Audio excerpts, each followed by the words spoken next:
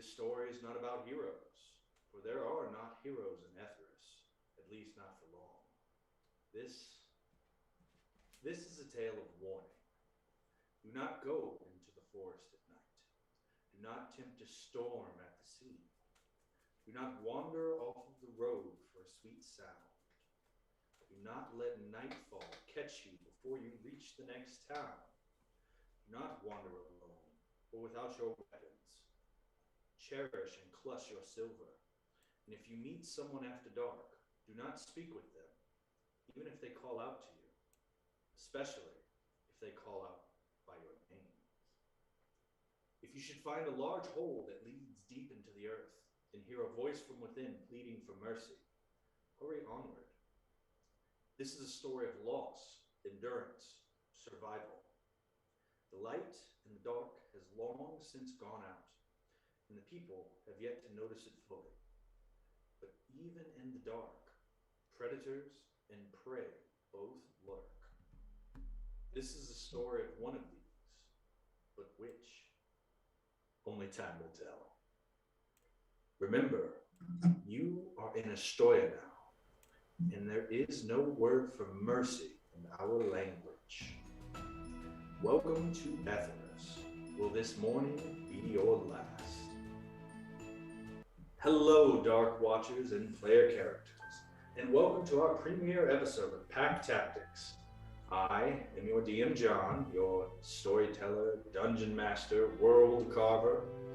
You all are part of the grim and hollow world of Etharis, where from the Ember Cairn in the south to the burning tundras to the north, light and hope are the greatest gifts you can find during the day. You are somewhere deep in the middle of that. You set out from Castellor, the mighty capital city of Rievo, deep within the Astoyan Empire. When you did, your group was 30 strong. The armored wagons seemed nigh impenetrable.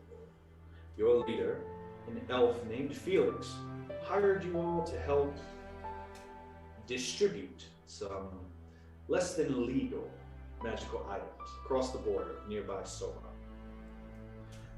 A hard feat during good times. These aren't good times. For the lands and roads crawl with danger, and especially these days, during the civil war between the two states, it's almost suicidal. But the pay matches the danger.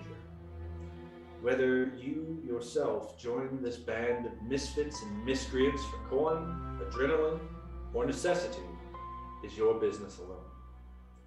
Willing and strong, you set out to cross the border near Crow's Bend. But that was 2 weeks and 22 people ago. Through various mishaps, dangers, and, well, one very angry black dog, you 8 are all that have survived to your destination, that you reach today. Felix, coin secured in the last remaining armored wagon, eagerly gathers you up to make your way towards the next roadside inn before nightfall. Tilda and Daerden, the surviving 2 guards, keep watch of both the road and you all while you travel.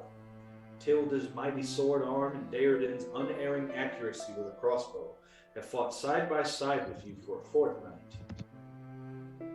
You travel across the Soma countryside, keeping watch for beasts and creatures. The rolling hills are covered in a dreary fog, where the cold breeze this autumn warns of an early winter to come. As you huff and you puff, crossing the ups and downs of the poorly maintained dirt road ahead of you, the misty breath of the surviving 2 horses leaves little clouds in the air every time they exhale. Here in Soma, even high noon doesn't offer much sunlight, for Astoya is known as the land that begins where the light ends. Nightfall, however, is unmistakable. For the rotting dead rise from the ground and the wolves hunt, howling through the night. The relief of the day is a constant source of dread to come for when the moon rises. Eventually, Tilda points out a site that will act as a good camp for this evening. A cave with a single entrance, no inhabitants, and easily defensible.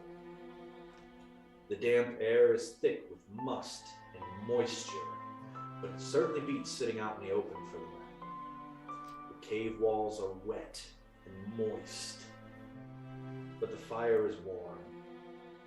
The stew is filling, and the night seems quiet. Throughout the evenings of this trip, you've usually been too busy at nights to be talkative. In the 2 weeks that you've traveled, outside of roadside cities and inns, this cave is probably the most comfortable you've been since you left Riego, since you left Castelor. Felix breaks the tension. He says, "Yeah. Now, I know things didn't go quite as planned. Maybe we should have a little moment of remembrance for all the fallen, right? Like that would be good. Well, Lady Vengeance would like that. Look, I'll go first, okay? Let's take a minute, and we're gonna remember poor old Siva, right? Siva never wandered off at night alone until that one night when she was on watch with you, Gavin. I mean, we weren't even able to recover her body. She just disappeared. Truth be told, I have no idea as to why she would just wander off like a... She said something about hearing like a tune or whistling out in the dark. Yeah, who knows, but Edward...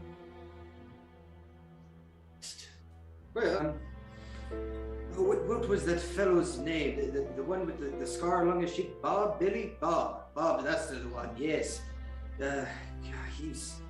He tried to start up a conversation with me just 3 days ago, and you all remember the sudden gust of wind that came by, and all of a sudden, there was just boots left of Bob. Oh, he's... Not even a sound. He was... I don't even know what happened. I heard the... Was that before... Sorry, Edward. Was that before or after the giant bat swept someone off? I forget. I think that was after. We heard the bats coming. I remember that. No, this was more of a sudden disappearance. And just boots. Just boots. Yes, poor fellow. And then, of course, there was, what was it, June? I don't remember his name. He just keeled over one day. I believe it was a heart attack from my own personal view, but it was weird. He was perfectly healthy. He was almost as big as that guy. Yes, the bigger man. What was your name again? Norok? No. Terrible with names. All you little people are so squishy. Should take care of yourselves. Watch what I do and repeat it. Well, we all can't be built like an iceberg, can we?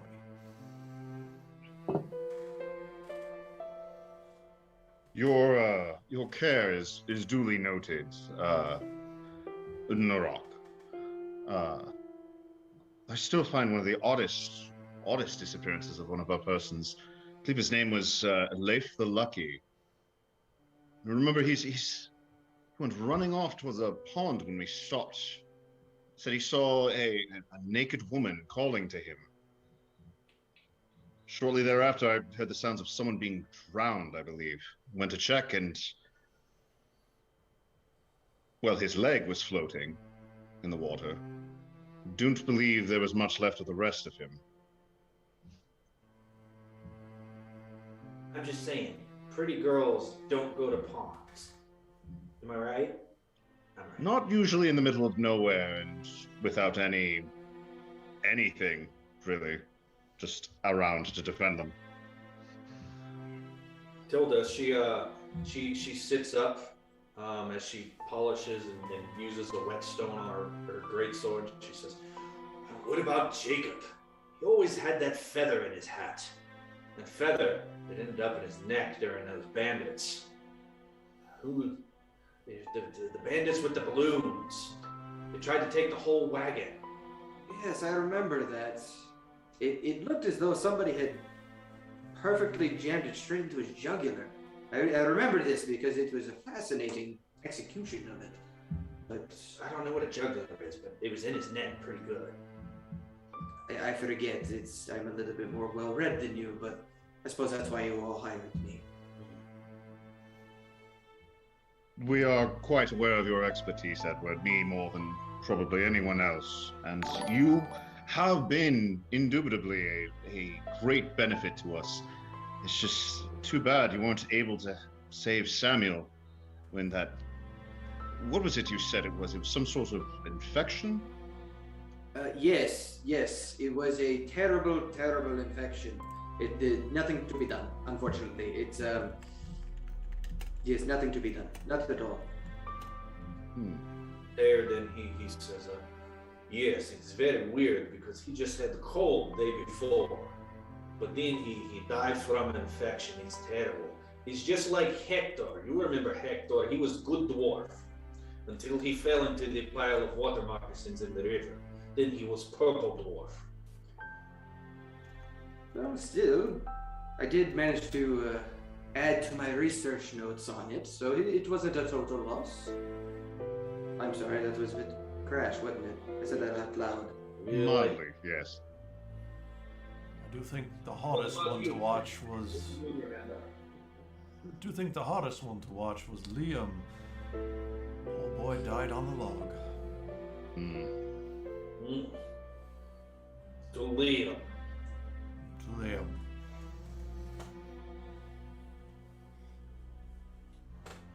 You couldn't even make it a day.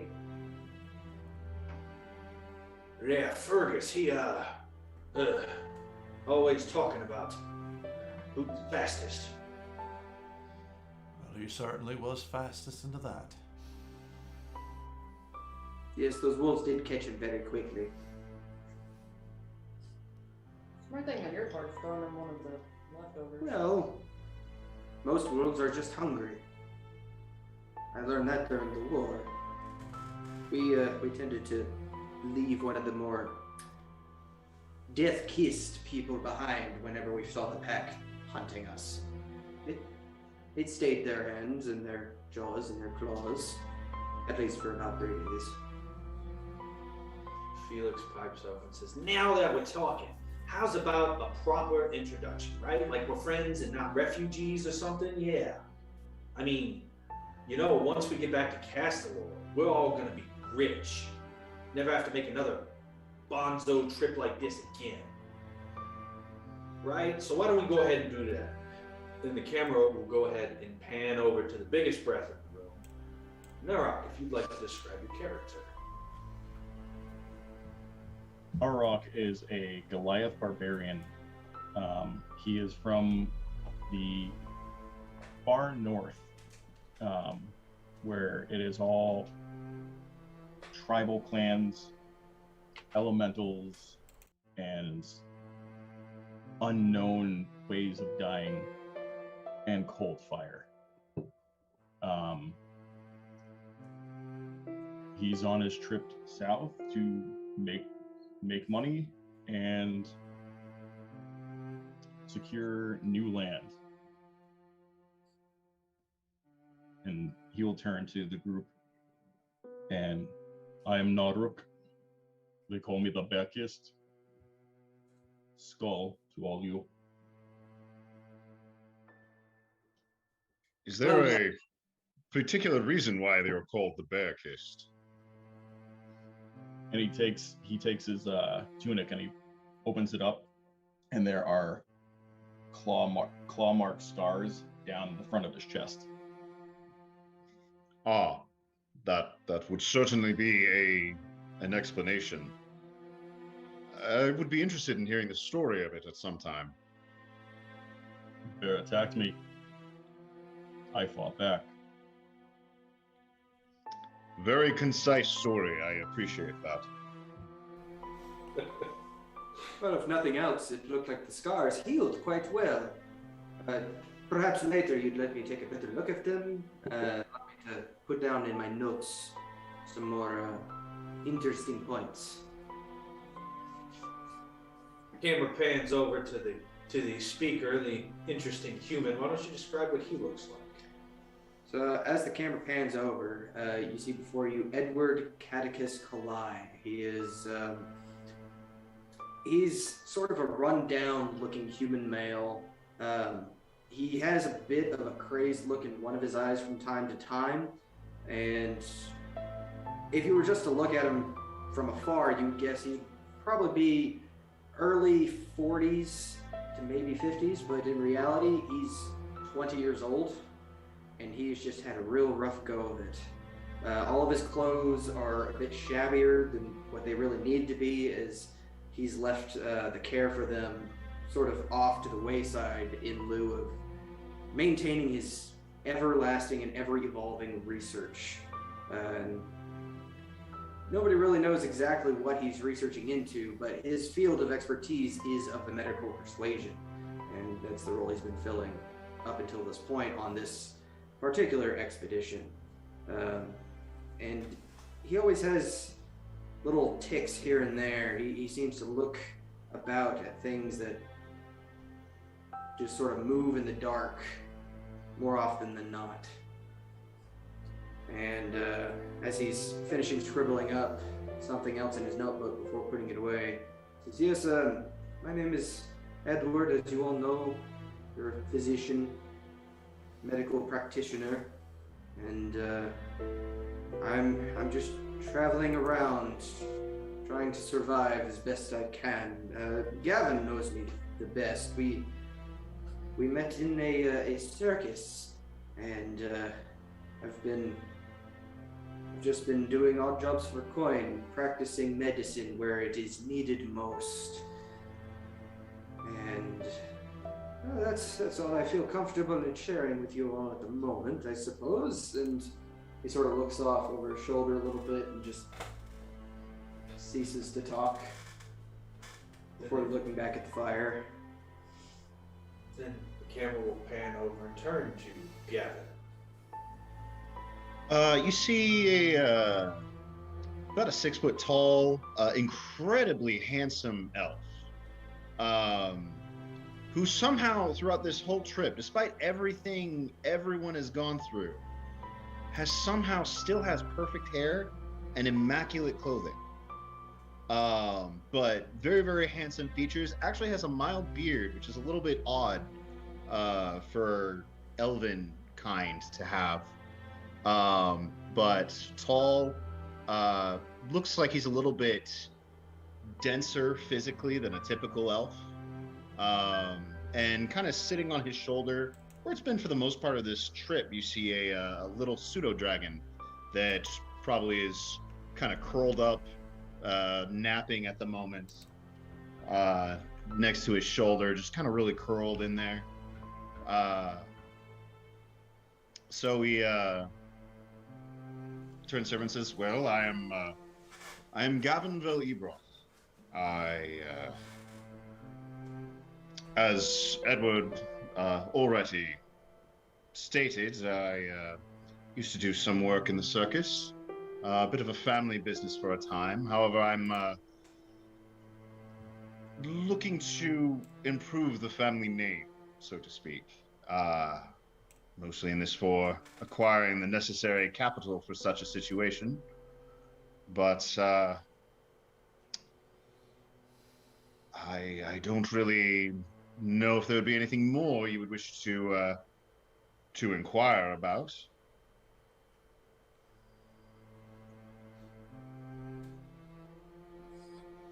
Madame, I believe your name was Miss Barlow, I believe. That's correct. I remember hearing you and your husband speaking? Brother. Little Brother, apologies.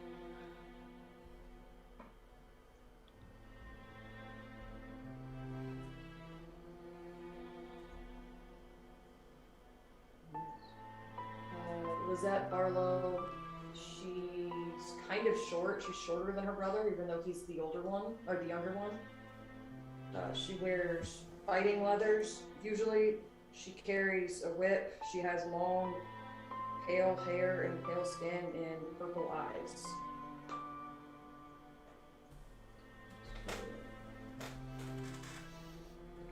Okay, what do you think?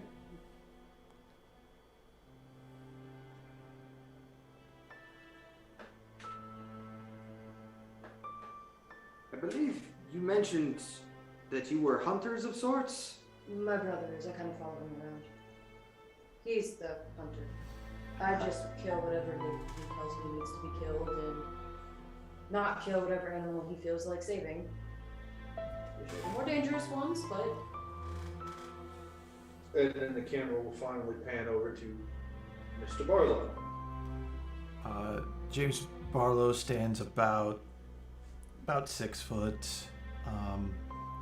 bit darker toned than his sister, dark like cord braided hair coming back, large brim hat, trench coat, leather black. He has armor himself. His eyes are white, pure white. It's kind of creepy when he stares you down.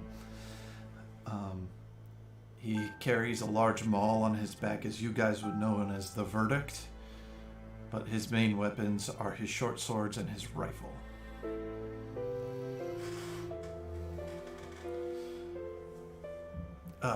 To answer your question there, Gavin, yes, I am a hunter. Man and beast. Man and beast, you're some sort of bounty hunter as well? Of sorts. There's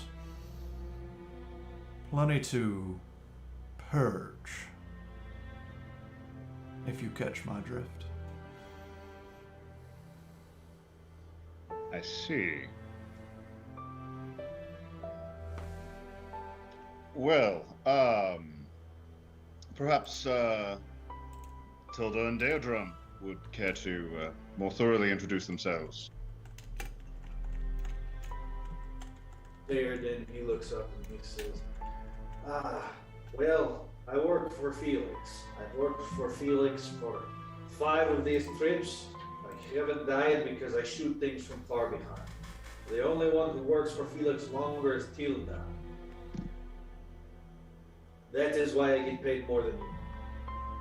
And Felix just sort of laughs. He's like, it's all equal shares. It's all equal shares, trust me. And Tilda, she looks up and she says, Tilda, I beat things. And then she punches Darren. Wham! In the arm.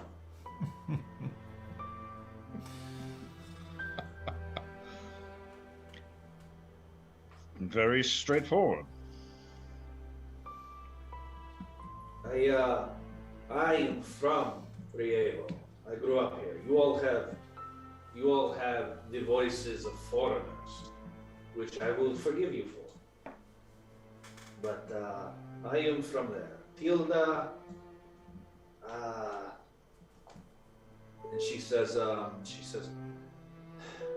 came from Castle. You're from Rievo? You don't sound like... I don't want to sound like the idiots from there. She is jerk. Do not mind her. And she, wham! And they start laughing again.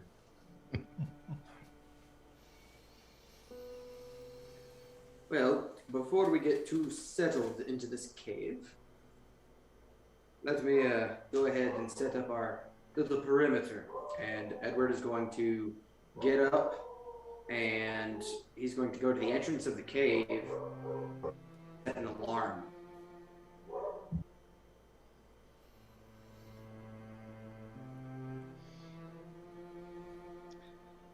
Wild dogs seem to be out close Yes. tonight. Are we sure they're just wild dogs, not that pack of lichens we glanced by last week? The bark's all wrong. See. Lycans and wolves will be a little deeper. I will take your word for it. It's not really my area of expertise. Should I And go have a look? They sound pretty far off to me. We might as well just keep an ear out. They get too close, we'll handle them.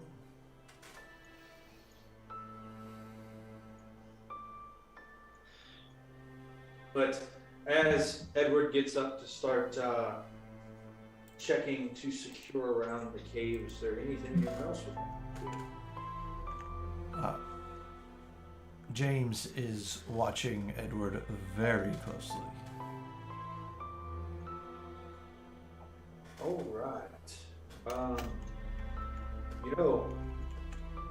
From the corner of your eye, for a second, you swear you see a strand of silver thread, which triggers some deep-set memories for you. But then you sort of lean forward and take a harder look, and it's not there. It's not a silver thread. He's pouring things out of a bottle.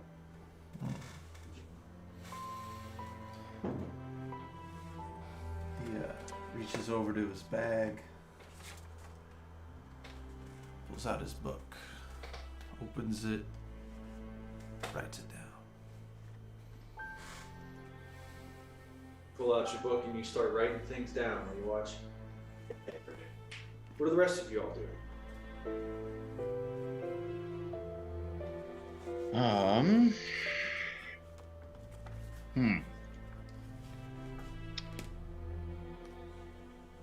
Does this cave goes deeper? It does. If you look at your roll 20, you're actually on a map. And I should have the dynamic lighting all set up. As a note to all of our Dark Watchers out there, this is our first episode of the first stream, so if there are any technical difficulties, I ask that you'll forgive us, because we're still working out all the kinks, but this should be set up. I'm looking at your token, and it seems just perfect to me.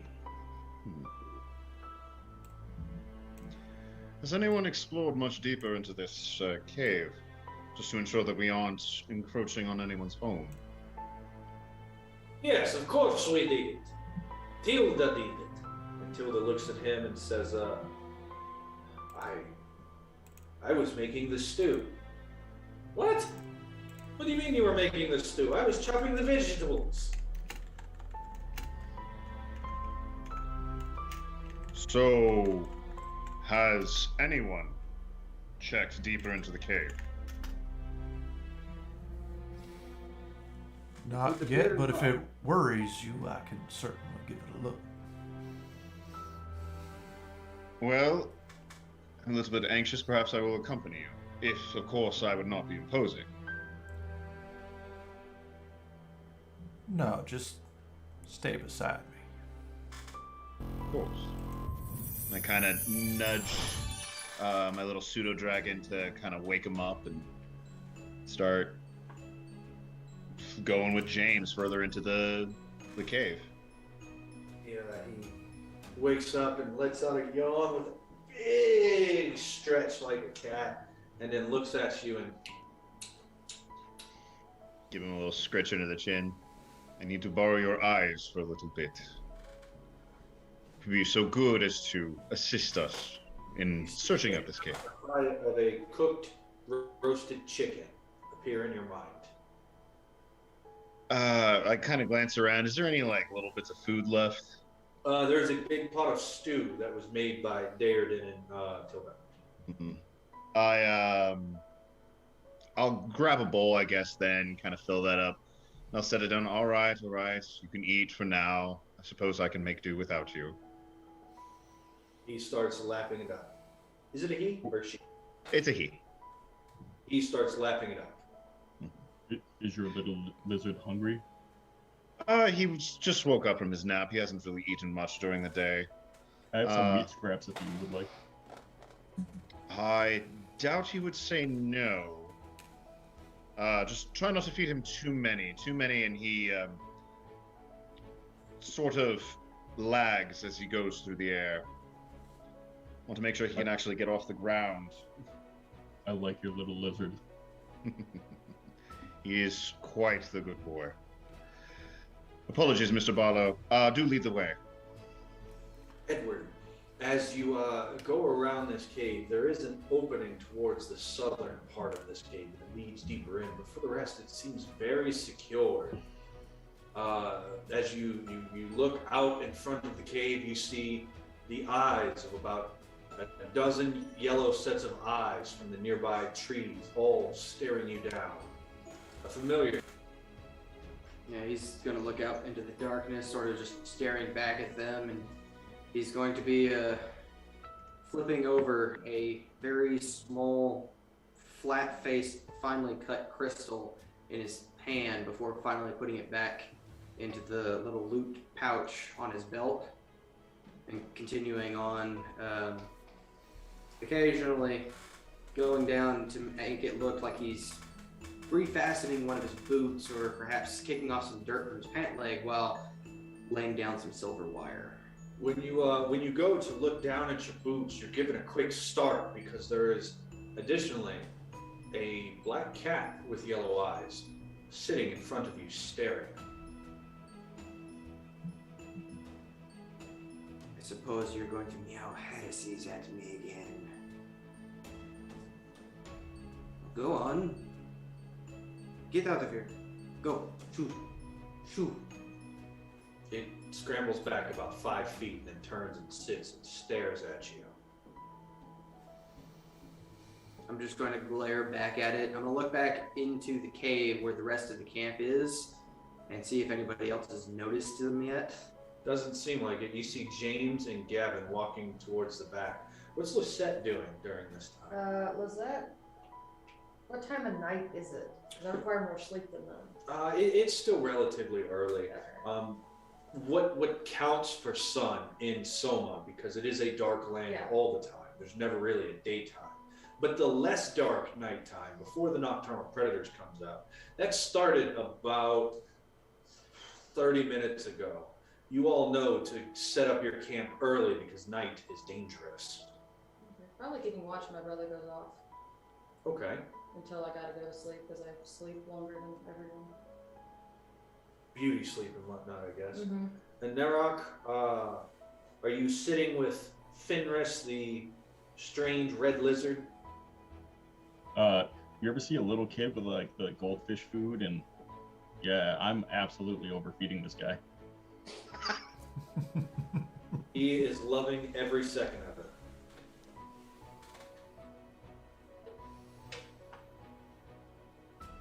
Occasionally get flashes of love and affection from him towards a very, very tall humanoid. Alright, James. You start getting pictures. It's like a little kid drew it in crayon, but it's a picture of you holding your arms up, flexing muscles, standing over Gavin, who is passed out on the ground, your foot on his chest.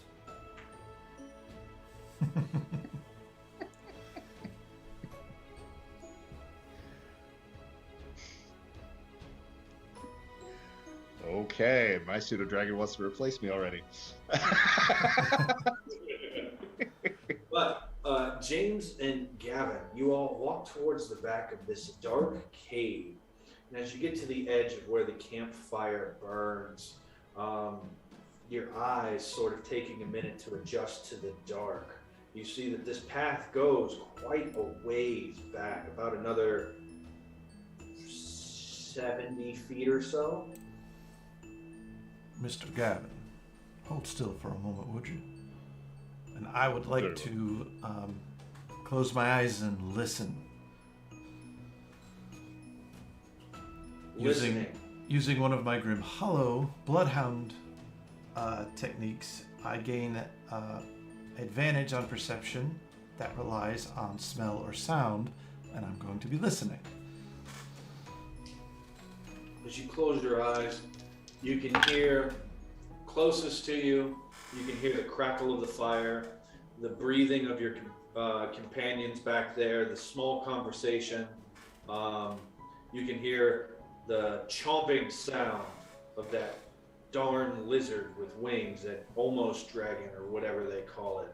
You can hear Edward chanting something outside, and then you hear, shoot, go on, go away, with tiny feet moving into the darkness.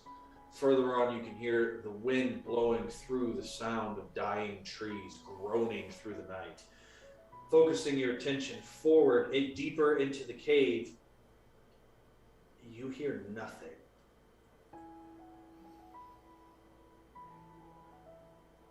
All right. I don't hear anything. Quiet. Still quiet. Grave-like. If we were in any other country, I might find that comforting. The silence can be deadly.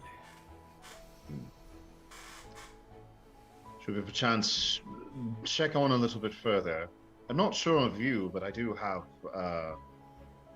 vision that is exemplary for the dark. I can see just fine, thank you.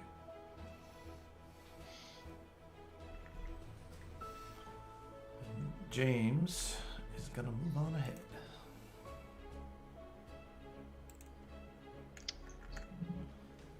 I will follow behind.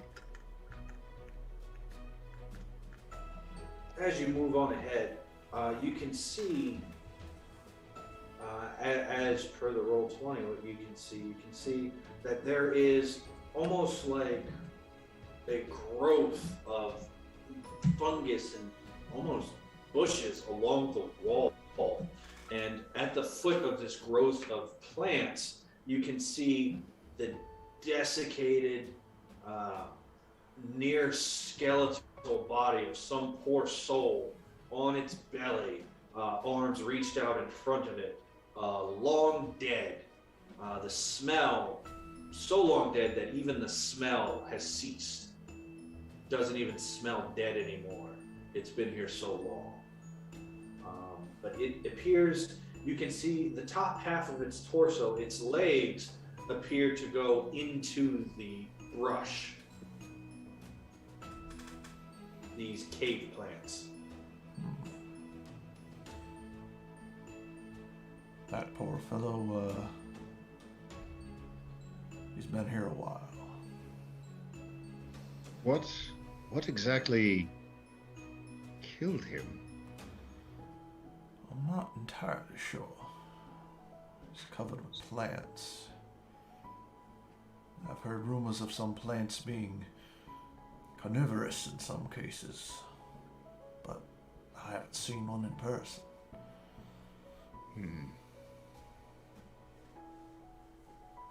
Well, as the monster hunter, what would you believe to be the best course of action? Well, right now I have no reason to believe it ain't nothing but plants that either were here before this man or grew off something he had on him. Looking into it, Mr. Barlow, go ahead and roll me a nature check. First roll of the game. Nature check, here we go. That is an adjusted soft 20. These aren't cave plants. These plants can live in a cave. Usually they grow in the underbrush of a larger tree, but these aren't native to caves. Caves are too wet for these plants to grow. There's no way for their seeds to come in here unless they were brought in here. These aren't natural plants to this environment. They belong outside. Mr. Gavin puts a hand up. These plants don't belong here. They're normally found under larger trees. So either he brought them in here or something else did. And in his mind, he's gonna call his sister. Because we rolled that, we have a telepathic link. You and your sister do have a telepathic link, so as you sit by the fire, you can feel that familiar tugging sensation. Oh, Lizzie, I need you down here in the cave.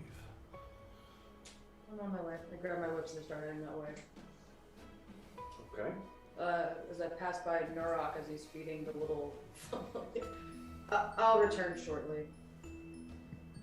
Oh, all right. I'll catch up with my brother. Okay. It doesn't take long. He's not very far. No more than, what, 30 or so feet? Just on the edge of the campfire light. He and Gavin are standing, staring. You noticed, what is your passive insight?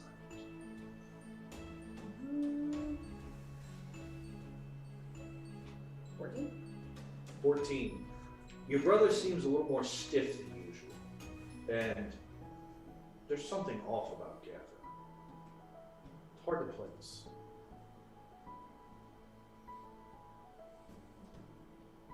As you're looking at it, suddenly you hear Dearden and Tilda let out a loud chuff and howl as they start to wrestle together.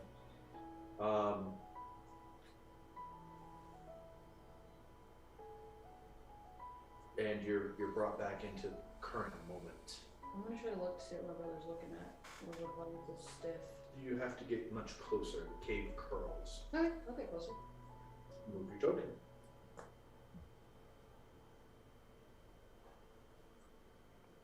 Edward, we're going to move your token because you said you were by the mouth to cave. Up Yes. here, just going back and forth. Yep, for about 10 minutes. He's just muttering to himself and occasionally kicking at nothing or at a random cat if people look up.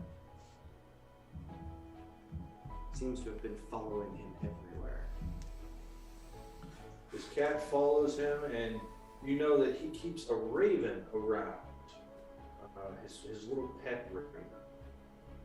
Yeah, this entire time it's been sitting near the edge of the cave, just glaring at everybody with a condescending look, if a raven could have a condescending look.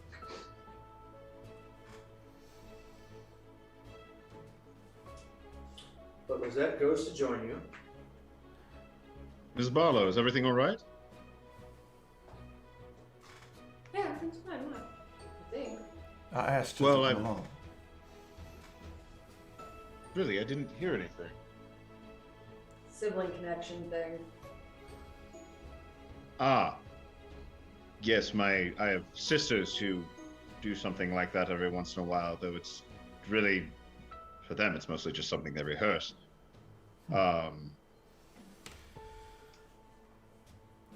Well, I suppose, what do you think? I mean, can you see this body over here? Lizzie, this body has been here a while. You can't even smell it. But the problem is those leaves don't belong here. Leaves Just- don't belong. You called me over here for leaves? Do you also hear that? I'm trying to hear what he's talking about. That's exactly it. No, you don't hear anything. That's it. Quiet in a cave around here. Oh. Not even water driven. Can I use my divine senses? Divine sense from your class ability? Yes, the possibility. Okay.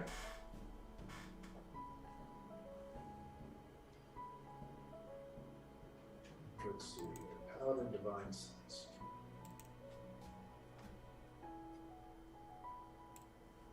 You don't know what he's talking about. It's you can smell the dead.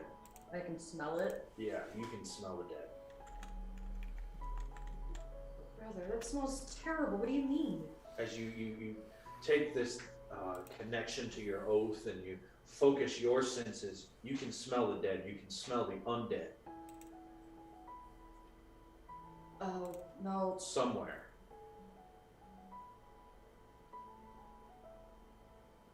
But not ahead of you. But not ahead of us. Nope. But somewhere. Somewhere.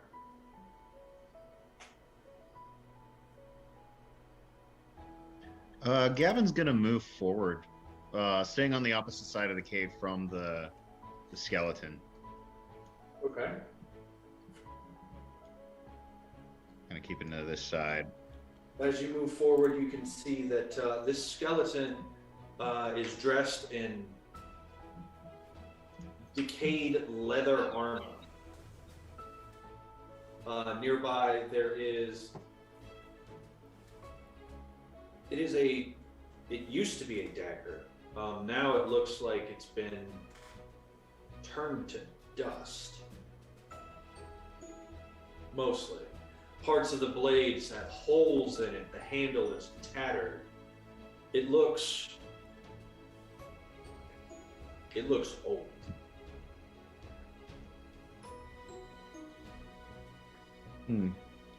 Looks like his equipment's fairly old and decayed. Don't think it's a recent addition to this cave. Be careful, Gavin. It might be undead. There's something around here somewhere. It's so much night. It always smells like that.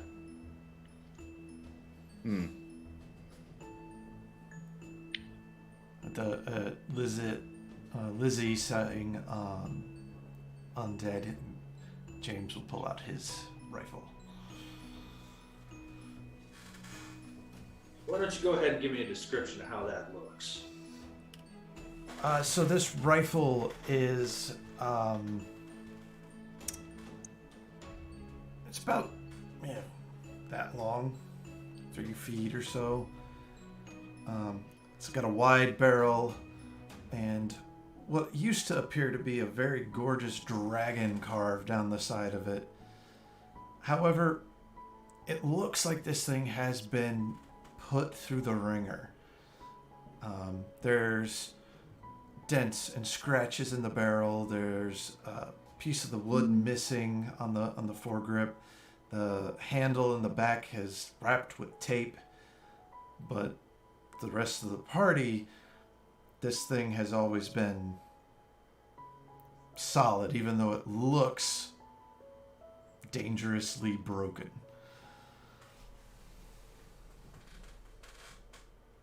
You pull out your rifle. Gavin, as you approach this, it got cold.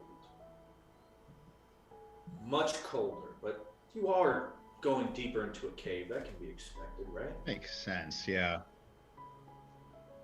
All right. Yeah, I'm gonna keep stepping forward a little bit, but keeping off to the side of it, staying on the opposite side of the cave from it.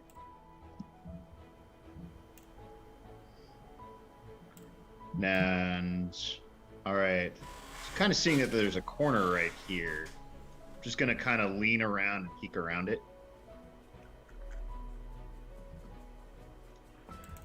You peek around the corner and you see that the cave abruptly ends in rubble approximately 35 or so feet from it. It looks like there was a cave in. It looks to be like there's a cave-in further down here. So I believe this is the end of the road as far as this cave is concerned. Other than our oddly decayed and long dead friend here, I don't think there's anything else here. I wonder if there's something behind these plants. Yep. Okay.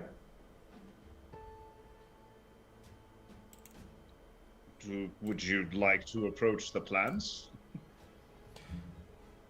Well, only way to see if there's something on the other side.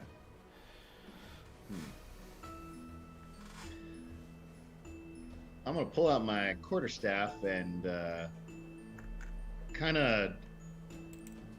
No, I don't feel like he would be. I don't feel like he would do this. I don't feel like he would be the first one to test the plants. I'm gonna pull out my whip and just whip apart the plants just to see if they move or anything. As you approach these plants, also, James, it gets unnaturally cold. You know, being a nature-based class, that you're nowhere near deep enough to affect the temperature yet. It should be cool, but not cold. It seems like the closer you get to these plants, the colder the room around you gets. You slash a piece of these plants. Your whip goes through the entire area. A good, let's see, you're 10 feet, so the entire 5 feet remaining of your whip just goes through. Through the plants, like there's something farther in there.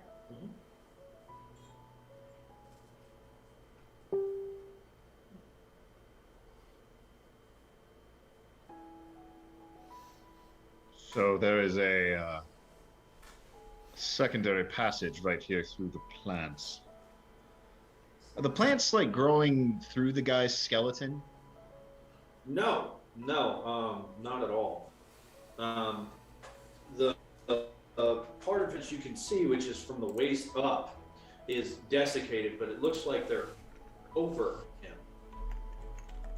All right, so not like he's Almost these as plants- if someone tried to crawl underneath the plants okay. and then died.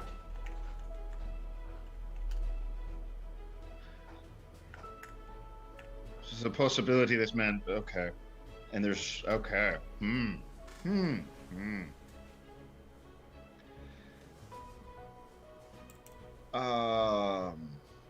Well, looks like this man was trying to crawl out here through the plants.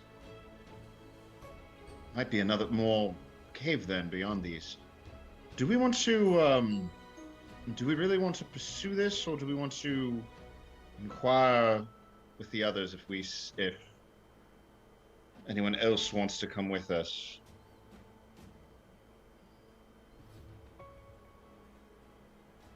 James will look behind him, back towards the fire. As you look back, the irony of the situation sort of dawns on you.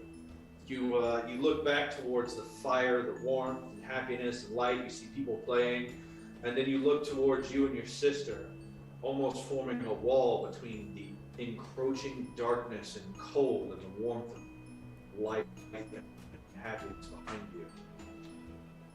And he'll say loudly back, Nora, get the doctor and come down here. You hear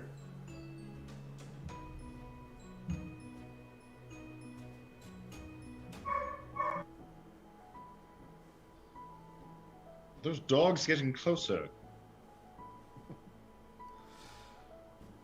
Narok will look around, and does he see the doctor?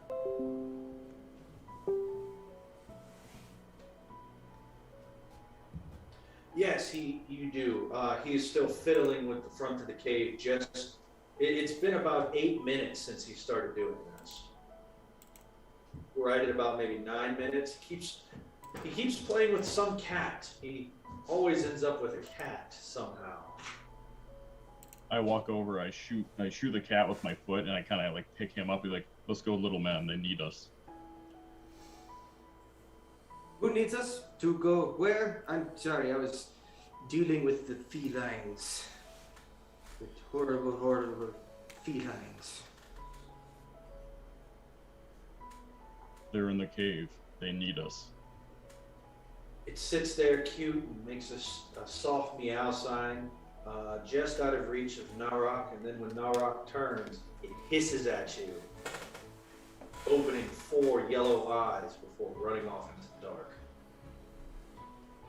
Yeah, I just start mumbling under my breath about just horrible demonic cats and their ramblings and calling me mad, and I just start mumbling in front of Narok before finally saying, "Very well."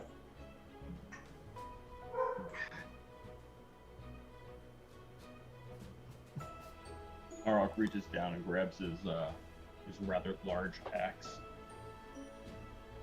and his other large axe. And I'll heads down the rest of the cave. telepathically call to Fenris and have him, assuming he hasn't been turned into a sloshing ooze from being overfed, tell him to come down.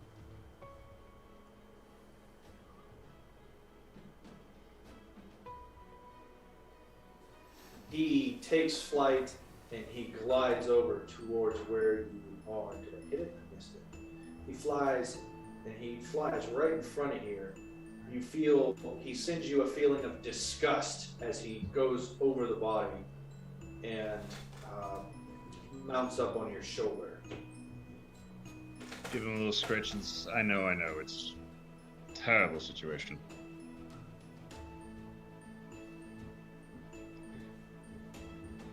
Well then. Within your mind, deep within your chest, Gavin, a feeling of excitement from some other. An eagerness.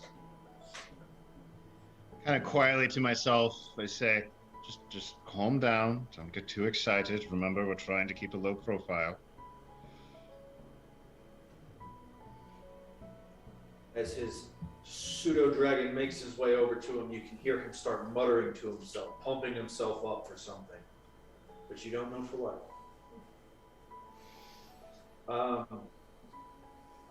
Edward and Narak, as you walk back, Felix and Darden, they look at you. Is there something that we need to do? You're all going to the back. Is it mutiny? Do not mutiny. I will kill you. You and your big arms. I assure you I don't know what they're wanting us for, but there's safety in numbers. You're fine. Keep wrestling or whatever you're doing. Felix, come sit. It's time for work. And they arm themselves and get ready. Felix sits down in the middle of them and, are you sure I wouldn't be safer in the wagon? The wagon is outside. We are inside. Sit here. And Darden sort of grabs him, shoves him down. Edward's going to look back toward his raven, and he's just going to think, stay put, watch them, keep your eyes open. And the raven will just sort of nod back at him a little bit. And stay put right where he's at, just watching everything that he can.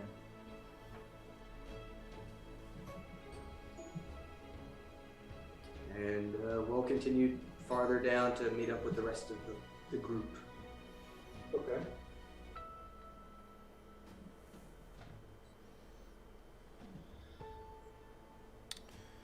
All right.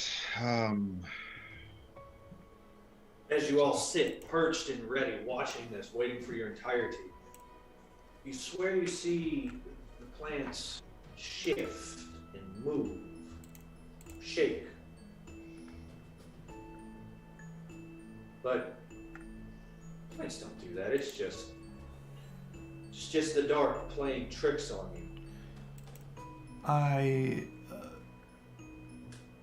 James is going to take a step closer to his sister when he sees this.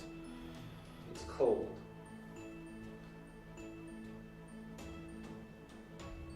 As Edward gets down there, he's going to ask the group, so what's going on? What's happening? There's another tunnel in. Gavin was waiting for the rest of you in the Mythic Etharis. And as she motions, you can see the dead body there. What happened to him? Long dead, but I'm pretty sure he's not the undead around here. There's an undead somewhere around here. Probably through there. When is there not? So, why are we not going in if there's another tunnel? I think we're waiting for the big one. Yes, come on, Narok. It's down this way. They want your muscles for something. And I'm gonna look over where they're motioning the entrance supposedly is, and The wall of vegetation. You see the cave.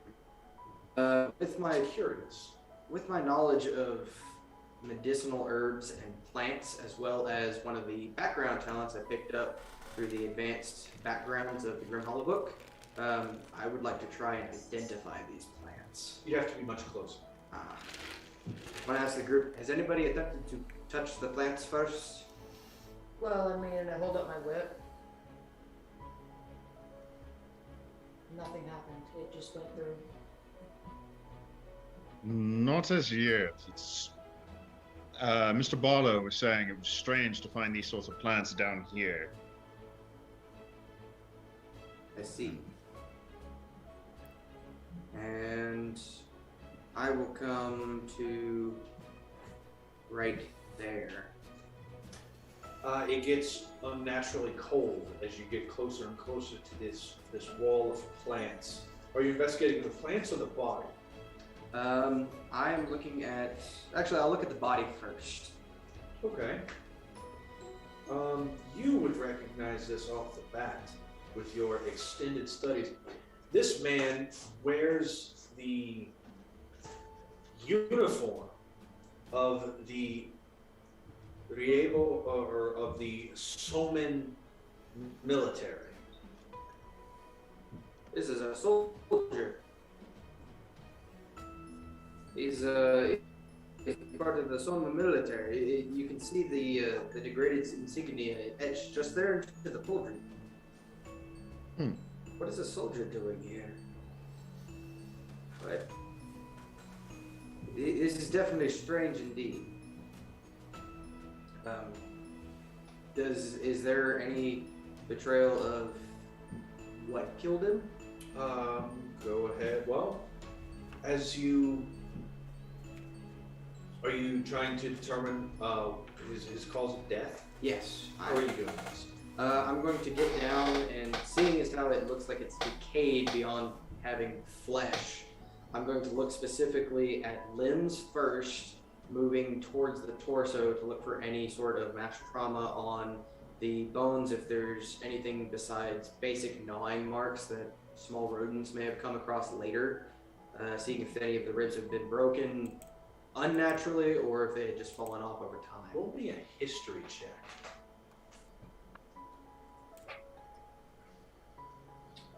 History.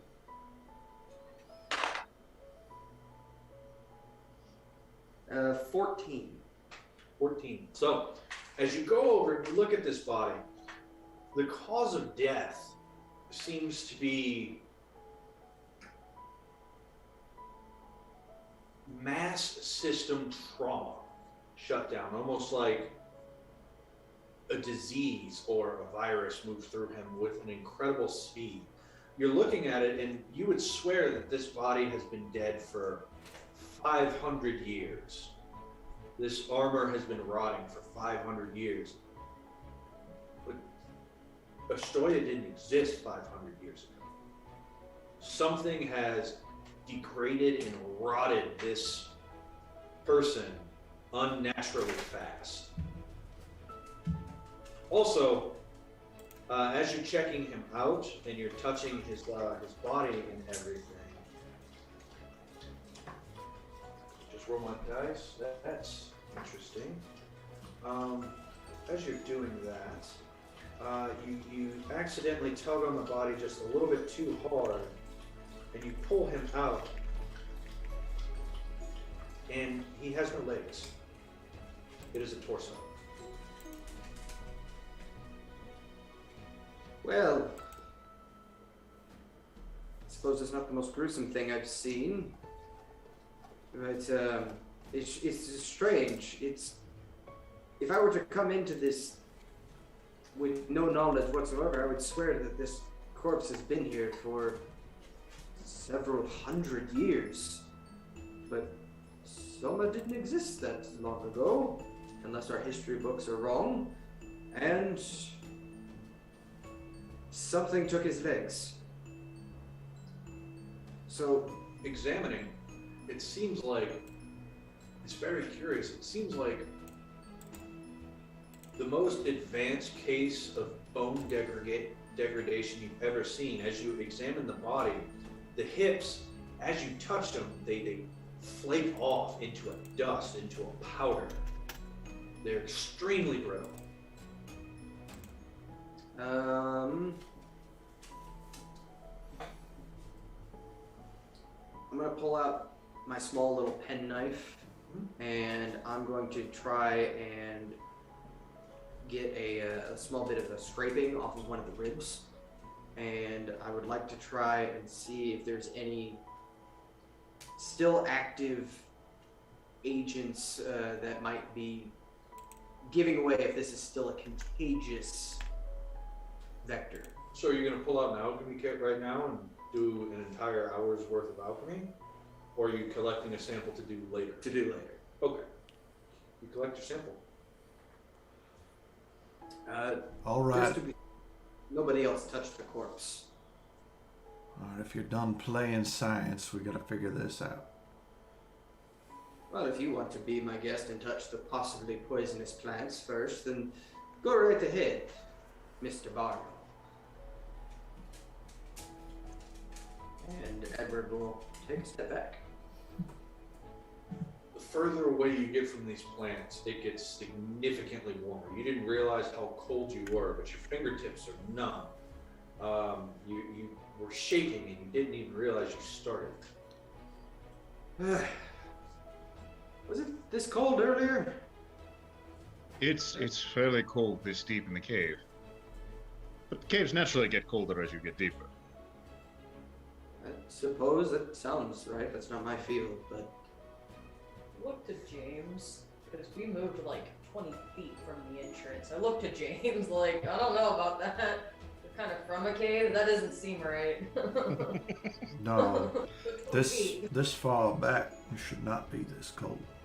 It should be cool, but not cold.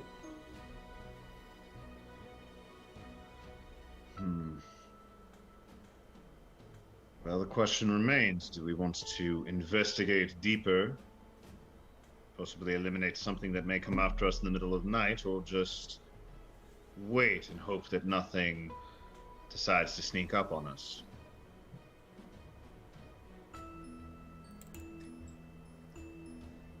If nothing else, I'm gonna step up to the wall of plants.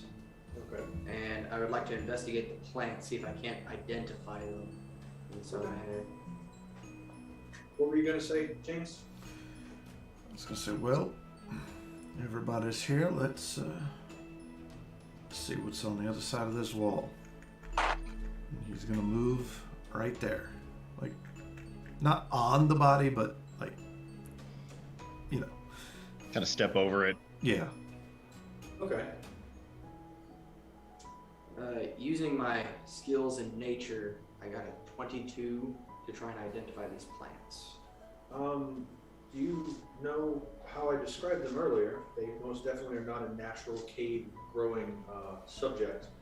They're very thick. They're known for creating draperies and windows. Particularly in elvish architecture, they enjoy using these to create false passageways, almost like college kids do with lines of beads. But They are non-poisonous. okay. Learning that, I'm going to go ahead and just pull a little bit of it aside to peer back. When you pull it aside and peer back, you see that the cave does indeed continue forward. Just adjust this. You should be able to see through now, right? Wonderful. Inside, you see that there is another cave. This is populated with barrels and tables. Almost like it's some sort of... It looks like a smuggler's cave. I believe we found a... It's also very, very cold. Feels like, as you open it, it's almost like it robs the cold of the area. It was cold before, but now it feels like home. It feels like the north. I'm comfortable. Narek wants to spend the night back here. Yeah. You found Estoyan air conditioning. James will push through into the room. Yeah, you go into the room. Suppose Gavin will follow through. Seems like some sort of smuggler den. You mess with it then? I mean, Could be useful. Maybe there's supplies here that they left that we could use for our trip, or even sell in town. Okay. Looking around, you do see a large chest in the back. Why is it though so cold in here? All the barrels in the room, they seem old, and there are no cobwebs. And likewise, the body had no, there was no evidence that it was feasted on by any vermin. No bugs, no rats, nothing like that. You don't see any evidence of that here. The metal seems degraded, the wood seems old and rotted. As if this cave has not been touched in a lifetime. The air is thick. It burns as you breathe in from how cold it really is. How does the chest in the back look? Does it also look decayed? It's fine. I think we should be careful of that chest back there. Everything in here is decayed and rotted. That is the only thing in here that is untouched. Stinks of foul magic. Sure. Yes. Foul. What does Narok smell?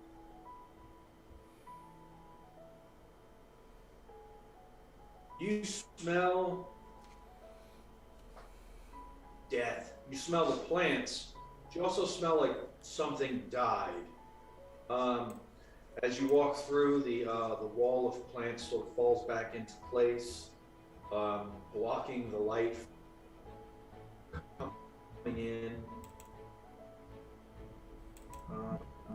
Is it dark? You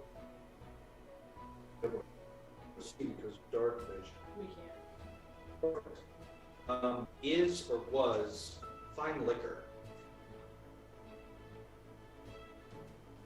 You lagged out a little there, John. The only thing we heard was fine liquor. Inside the barrels, it smells like there is or was fine liquor.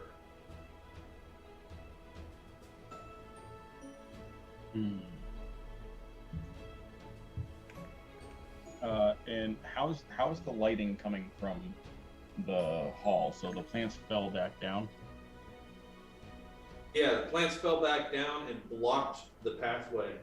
You can't see any light coming through. Okay, Narok is going to light a torch because he does not have dark vision. You light a torch. Edward is going to go stand by Narok. If you go into the character effect tab, Narok, you should see a folder that says lighting. And inside you'll see something named torch. You can drag that out onto your character anytime you want to light a torch. Okay.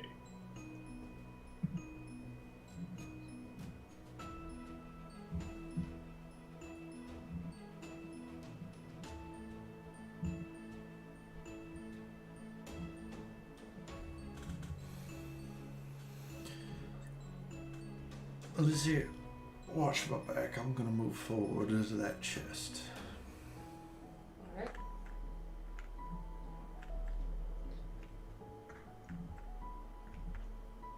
Edward doesn't trust this place. He's going to take the wrapped shield that he's had on his back, and he's just going to sort of hold it in front of him with both hands, just peering over, waiting. Okay. You find anything? He hasn't opened it yet. I would like to check this chest. Is it locked? Does it look trapped or something? This chest, it is locked. It's a simple lock. It appears to be a heavy chest, filled with stuff. You don't see any traps. It doesn't appear to be trapped. The chest is made out of a sturdy wood with thick iron bands and two rings on the front, 2 rings on the back, and it has 2 traveling posts funneled through the rings. It looks like it's meant to be carried far. Yeah, it's like carried with a pole over the shoulder kind of thing. Yeah.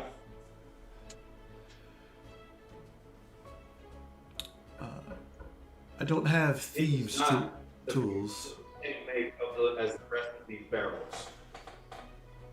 I don't have thieves' tools, but I do have tinkerer's tools. Can I try and get it open? With thieves' tools or tinkerer's tools? Tinkerer's tools.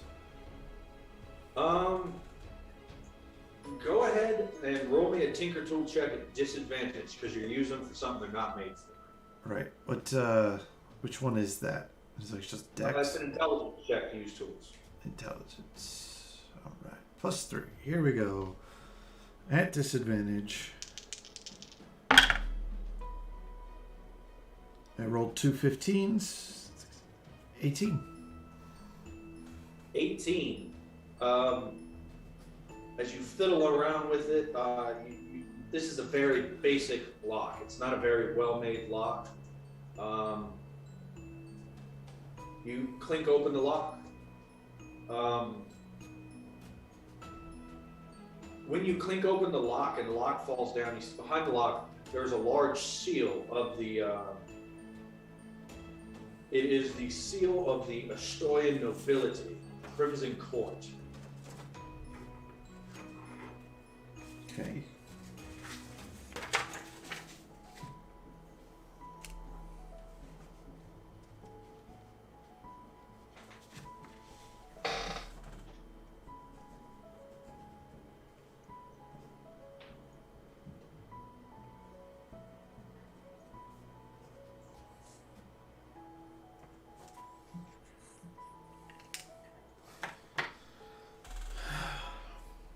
Appears to be from Astoya.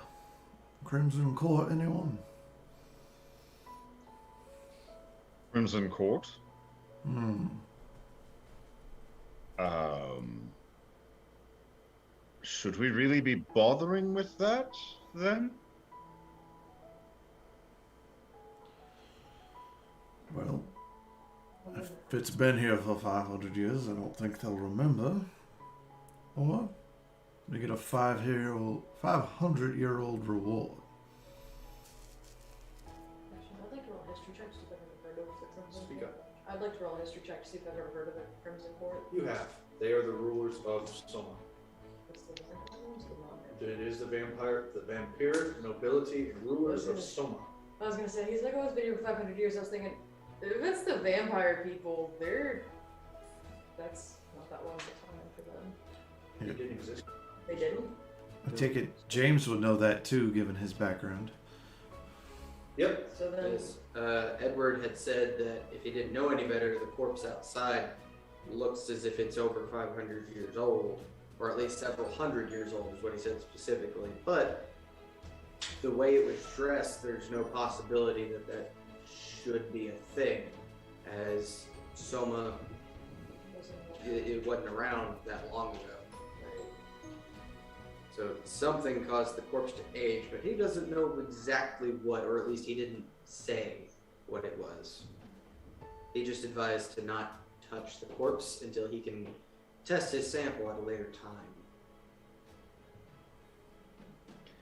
The barrels in here, do they look like they're, despite being rotted, they still look like they're sealed, correct? Most of them. Kind of rapping on one with my quarterstaff. Does it sound like it has anything inside it? It shatters, and you get covered in whiskey. All right, I did not intend to rap that so hard. Is the whiskey a very strong smelling whiskey? It is. Narak, you are overloaded with the smell of alcohol. Mm-hmm. You instinctually pull your torch away from where this happens. You have a feeling that Gavin is very flammable right now. Mm-hmm.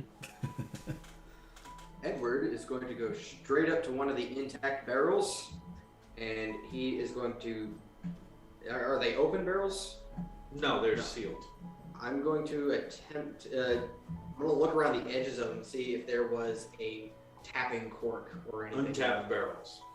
But as you're looking around the barrels, you can particularly see that these are emblazoned with the symbol of a particular noble house. I would like to make a history check to see if I've seen or read about this particular symbol. Go ahead and make your history check, but it's with disadvantage. Understood. Pretty obscure. History was a 6, right? Yes. Oh, no. Cool. So that is a 9. A 9.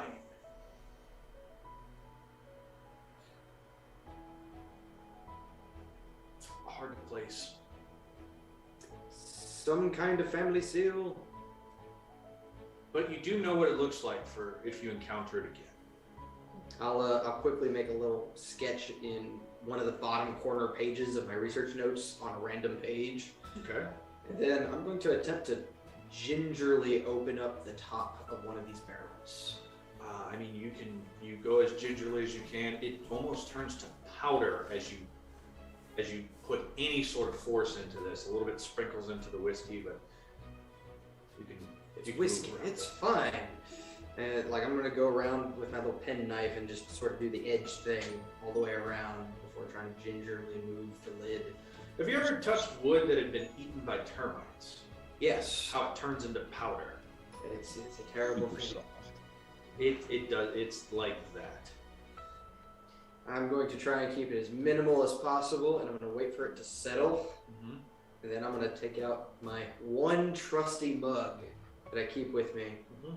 I'm going to get a cup. So while you're doing this, and Gavin is extremely flammable, Narok, James, and Lizette, what are you doing?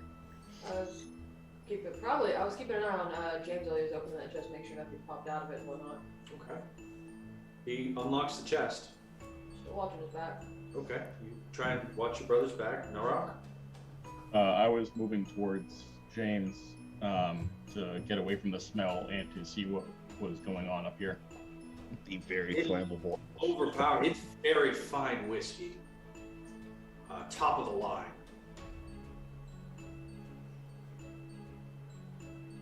But it is overloading your sense of smell. Your very delicate sense of smell.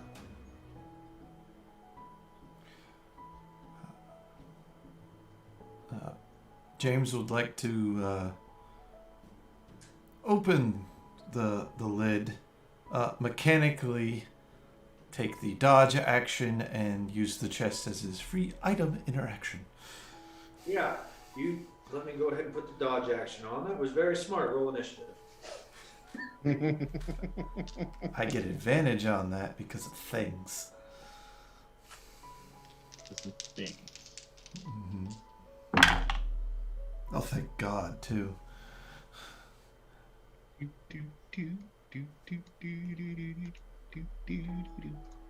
First battle of the campaign, guys. Are you excited? As long as it doesn't breathe fire. Terrible good waste of whiskey. It was a light tap. I accidentally gave Torch an initiative instead of Narok the Bear. Torch flies at Gavin. Oh no. Possessed by an evil spirit, Torch takes his vengeance. Ignore me, shall you? Don't you like me? I was about to empty one of my water skins. I'll light up your world. All right, Narok, what you sitting at, buddy? Natural 20 plus 3, so 23. Damn. First roll of the night.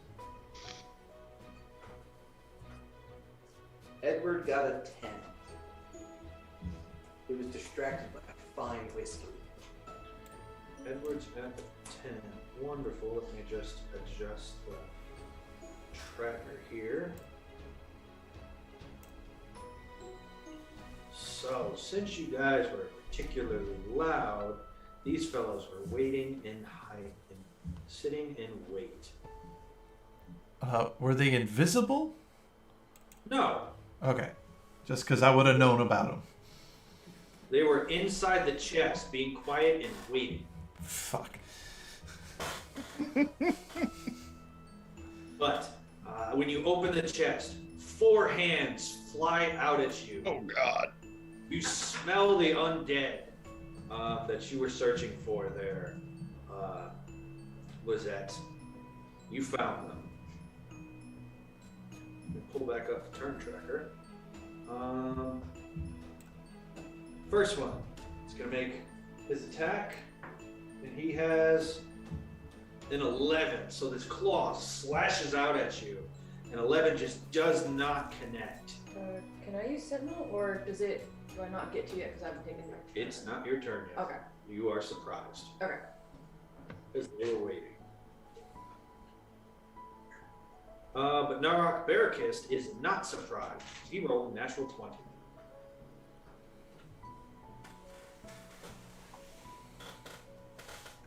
Okay, so there's these 4 hands, huh? Technically, you see 1 hand right now. The rest haven't made their way out of the fire. Oh, right. Okay.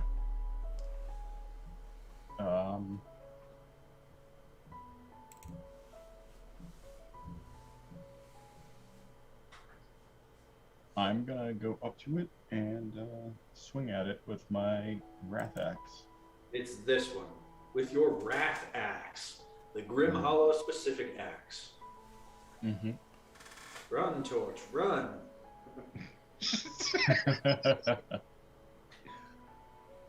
All right.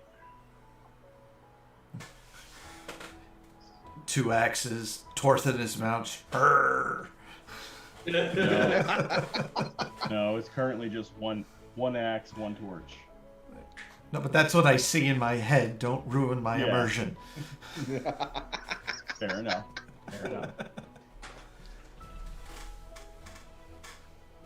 Ooh, that's a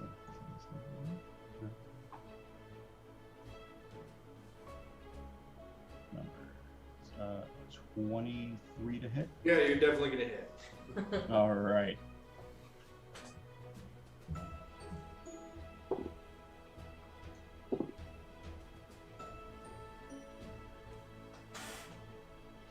That is 13 points of damage. 13 points of damage. You slam your axe and you cut this hand in half, slicing it. But then Hold on, how far did I move up? Not far at all. Oh, okay. 10. Never mind. I think it was Okay, 10. He was here. Yeah. Yep. Not quite enough to trigger that ability. Mm-hmm. But you slice through this hand that has reached out and tried to claw James's eyes out of his head. And when you do, you slice it clean in half. Your axe connects, slicing through the undead flesh like butter and hitting into the ground underneath it with a loud clang and thud. Sparks go flying a little bit. And as you withdraw the axe, the 2 halves of the hand just start melding themselves back together. Just barely hanging on.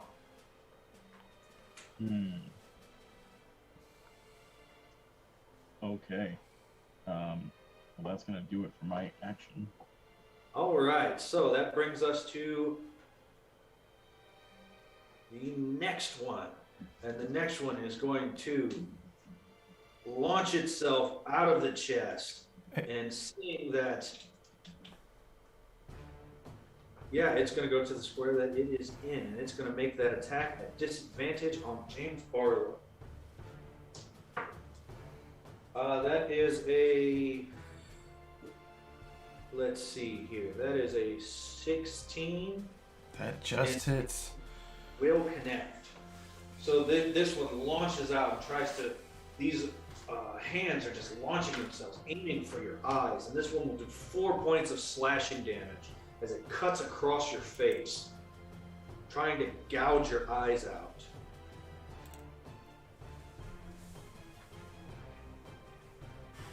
This one's going to launch itself out of the chest, and it's going for Mr. Bearkist.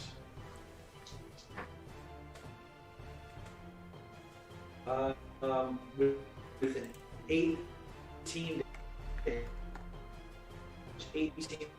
will right?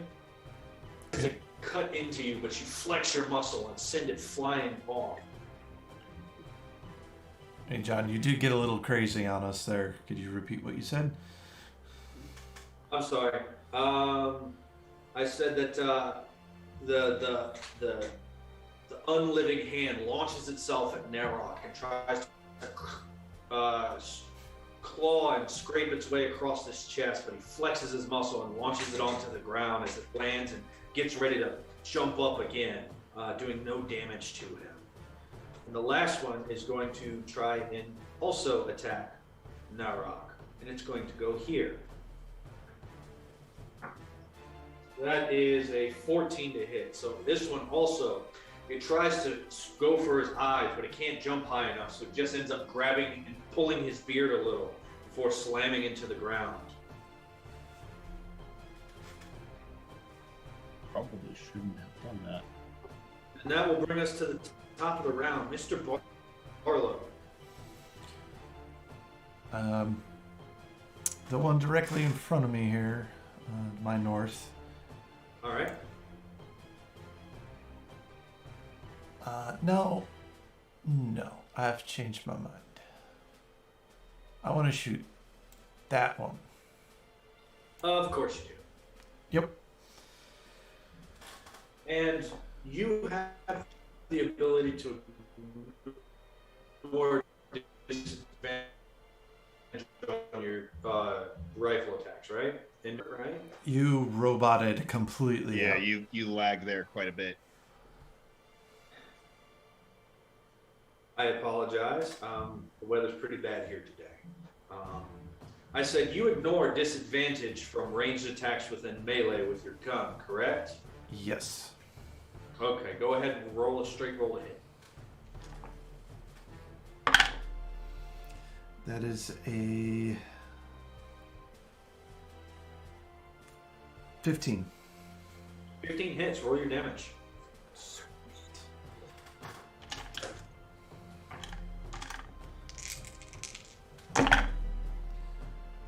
That is 11. I think it was piercing. I forget. I didn't write it down by accident. However, it hits this one, but has the scatter effect and puts a So 15. one behind it has to make a dex save, right? Yes.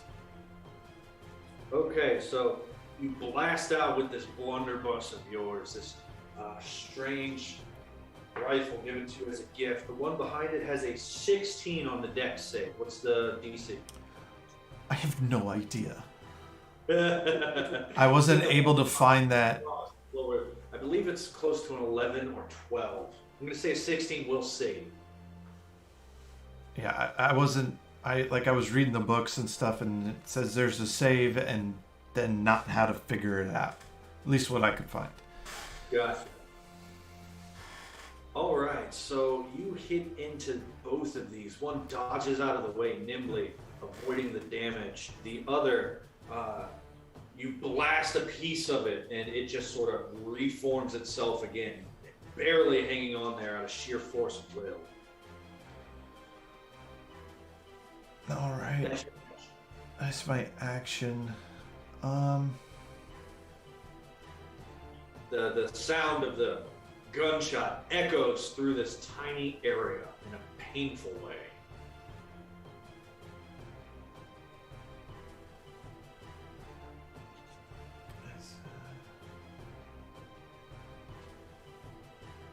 And as a bonus action, Narok, you're going to feel like a pulse, and the one I shot at needs to make a strength saving throw. For It's part of my telekinesis ability. it has a 2. It gets flung back 5 feet. You launch it 5 feet away from you. Yep. And now I'm going to come back this way. All right, the one north of you is going to try and take a swing at you for that. with a 19 to hit. Yeah. Alright, so then that will be 3 points of slashing damage. Is this one, as you turn to go, it just lashes on and tries to rip you out by the Achilles heel, but you manage to hold your footing as you move forward. Am I still surprised, or can I sentinel that? You are no longer surprised. So I can sentinel that? Okay. Yes. I'd like to sentinel that. Keep that, please.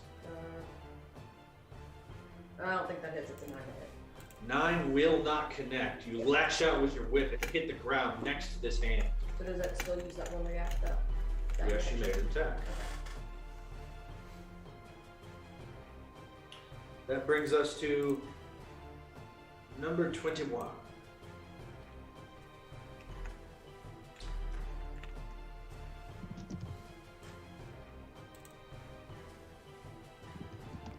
Number 21 will scurry along the ground, its nails making an odd noise as it moves forward, locked on target at James Barlow. James Barlow, grave robber, and it launches itself up, once again aiming to slash out your eyes. But with a 7 to attack, you deflect it out of the way with the barrel of your gun and level it down at it, waiting. That's number 21's turn. We will once again be on Narok the Bearcast. All right, so this one right here next to me is the one that pulled my beard. Yes. Yeah, fuck that.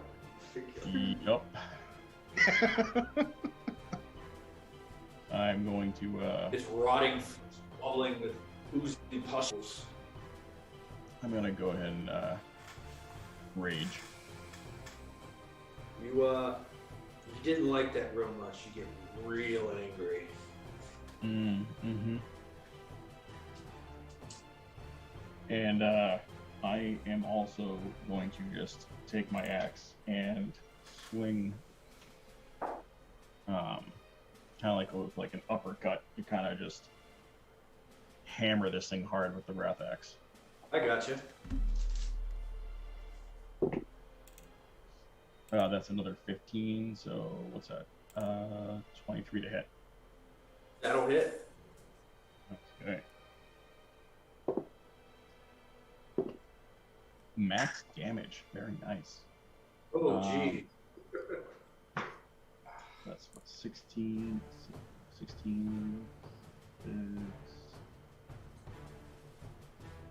22. Dragging the head of your axe along the ground, continuing throwing sparks in both directions. You cut your axe into this hand and you launch it upwards and just slam the axe into the ceiling above you, and 2 halves of a hand hit the ground, dead and unmoving. And now I turn my focus to the next one over. Yeah. And that is my turn.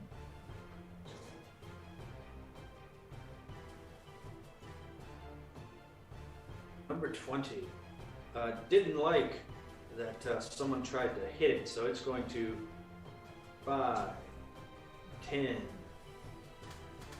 15. It crawls up onto the wall and sticks to the wall at unnatural speed like it's a spider. And as it does, it's going to launch itself off of the wall towards Lizette Barlow. With a 16 to hit. That misses. 16 misses. So as it does, the whip just comes up and knocks it off course just a little bit. It lands on the ground in front of you and proceeds to throw up not nice fingers in your direction. That will make it your turn. I guess I'm making a check against that one then. All right, it is 5 feet from you. Okay. That is a 19 to hit. 19 will connect. 9 damage. 9 damage. You hit your across this thing, this slicing flesh from bone, but it just hangs on there. That's my turn. Okay. Gavin, All right. you are Out of covered in whiskey from head to toe. Out of curiosity, are there more of those same barrels back here? You should be able to see your barrels on the map, but yes. Okay. Cool. Barrel. There's a stack of 5 barrels there.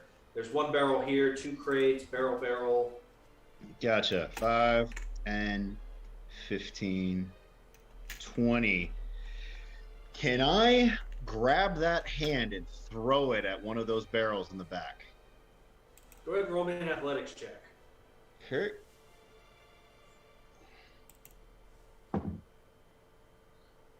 That is an unnatural 20. You sure do. You grab it and you launch it at the pile of barrels in the back. It lets out this high-pitched, almost bat-like squeal as you throw it, and it crashes into these barrels, causing the first one to collapse, and the weight of that causing the other 5 under it to collapse as well. Edward, whiskey is everywhere. Not the whiskey! And if you guys look back at him, he is looking absolutely distraught at this. Narok, I need you to roll me, let's call it a wisdom saving throw. Ooh. Did I trigger a player thing? I triggered a player thing.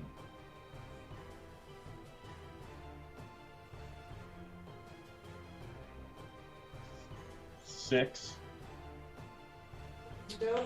I'm going to go ahead and say that the smell of this is so overwhelming that you're a little disoriented. You feel almost like throwing up not because you can't handle your liquor, but the smell of this much liquor at once just sort of almost physically punches you in your face. You're going to have disadvantage next year now. Okay.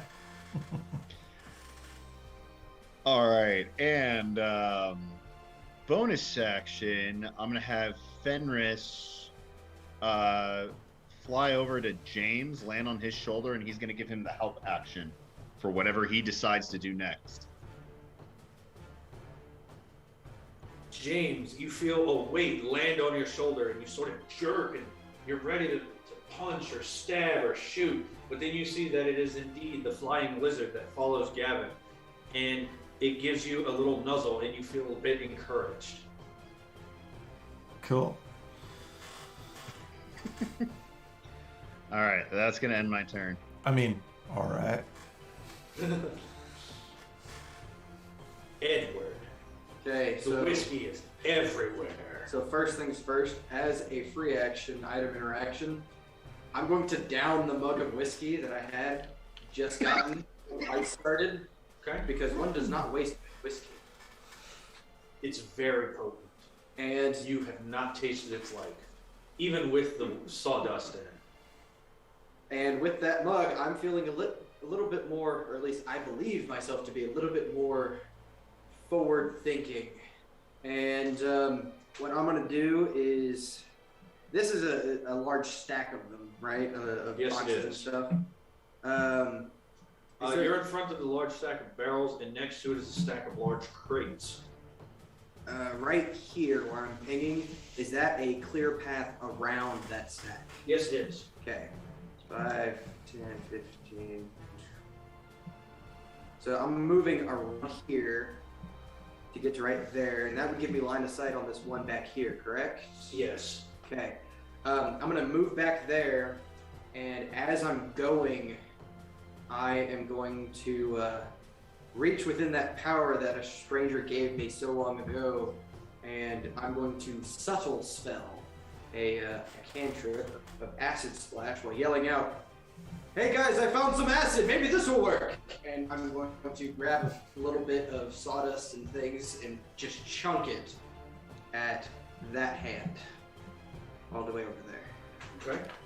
I can't remember. Is acid splash a dex save or It is is. it a attack? You roll a bubble of acid, choose a creature within range 60 feet. Target makes a dex saving throw. It has a 3. That fails. And No, I don't have to roll for that one. Never mind. So yeah, it takes 1d6 acid damage, and there's no other enemy nearby it, so it doesn't bounce. But it takes 1 acid damage. Narok, the smell is horrible as he launches this acid into this dead flesh, and it just sizzles and pops and starts melting off of the bones and onto the ground. And it's another assault on your nostrils. Dude, I'm already raging, and it's getting worse. All right, so that one in particular, covered in acid, turns in your direction, Edward, and it's going to run towards you, launch at you, and attempt to kill you. No. Does that raise my shield higher? I am going to say. Hold on. Attack of opportunity? If you choose. I don't. I'm so overwhelmed with everything. I wouldn't. You can make your attack of opportunity. It does have cover. Okay. That is a 16 to hit. 16. You lash out with your whip, and your whip gets tangled on the crates and breaks part of the crates open, and you see that they are filled with stuff. Hard to tell what. Okay, so a miss? You miss. Okay. But it has a 16 to hit Edward. It needed a 15 or better, so it definitely hits me. It claws at your eyes. What happened like before? Up there. It's hiding behind my D8. And it will do 3 points of slashing damage as this acid-covered thing just cuts across your eyes. Oh dear! And yeah, Edward is very shocked and surprised. Launching itself out of this chest, you see this small creature covered in undead flesh, large ears atop its head, sharp teeth, beady eyes, jaw hanging by one side as it looks and it turns towards Narok. No sort of hands on it, just these pointed nubs that end in sharpened bone, and it will launch itself at Narok Bear Touched.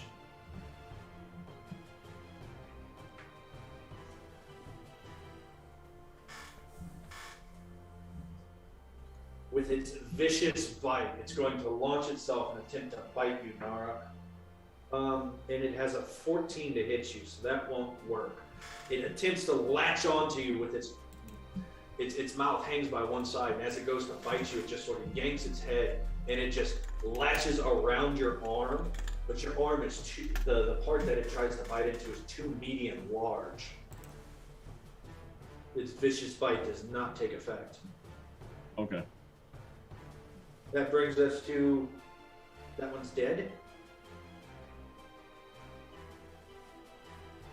And finally, the last thing will bring itself out of the chest, and it too will attempt to lunge and bite Narok's face off, this long dead skeleton dressed in the guise and outfit of a tax collector. I would like to send another tax collector. Okay.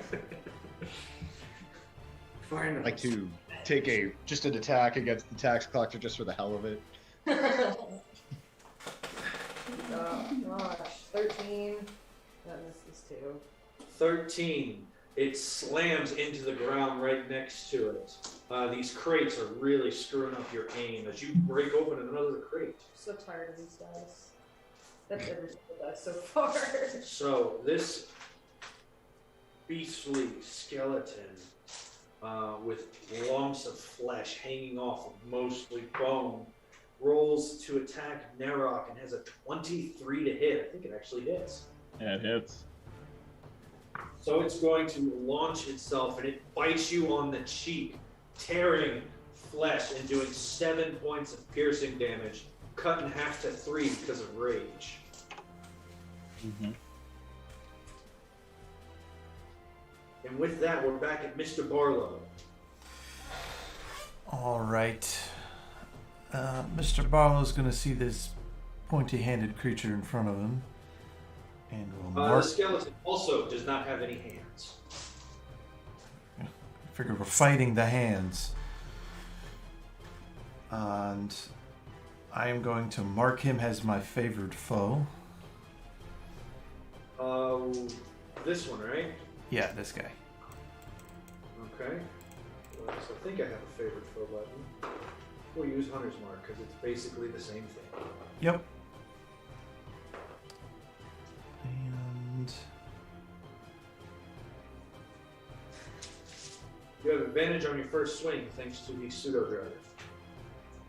yeah, I'm actually going to take a step here and shoot in a line so I can also get the dude in the back there.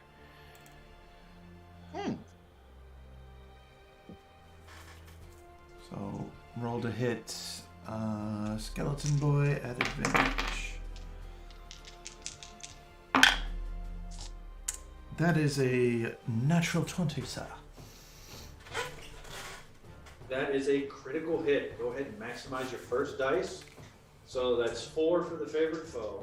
And your weapon dice for the thing is how much? 2d6. 2d6, you say? Yes, sir. So that'll be 12 plus 4 is 16 plus whatever you roll plus your modifier. Well, here's a fun thing about favored foe. The first time on each of your turns that you hit a favored enemy and deal damage to it, including when you mark it, I increase that damage by a d4, so it's 2d4. That's where the d4 was coming from. Right? So I get a d4 for favored foe, Yeah. but it also says the first time on each of your turns you hit your favorite enemy. No, that's where the d4 comes from. Okay, the way it's got it listed and I put it down, it looks like it's I get a d4, but the first time I hit it, I get a second d4. No. The way favorite foe works is once per round you get a d4. Okay. Or Yeah. one per turn. Yeah, it's just the way it comes down, it looks like 2d4s, but I get what you're saying. So roll your 2d6 and your d4, and add it to 6.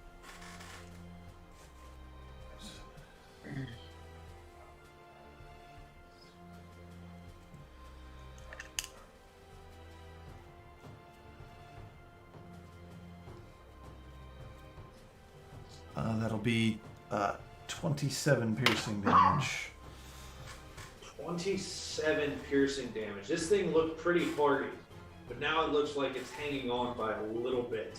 Behind it, how much damage does this thing take for failing? It failed its deck. If it failed its dex, I would assume it takes all of it, but again, I couldn't find it. Well, it takes 1 second. We'll open up the Grim Hollow campaign guide by Ghostfire Gaming with the Page 19. page 19. Thank you. Actually, that was Nura.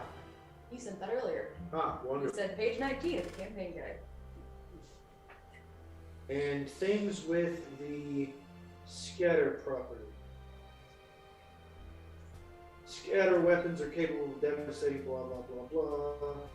All creatures other than the original target that fall within the scatter range must make a dex save against your DC. On fail save, they take damage equal to the ability score modifier. So what's your dex? The ability score modifier is I add +5. +5, so take 5 damage, and it crashes into him, slamming pieces of flesh away. It just hangs on. Necromantic energies.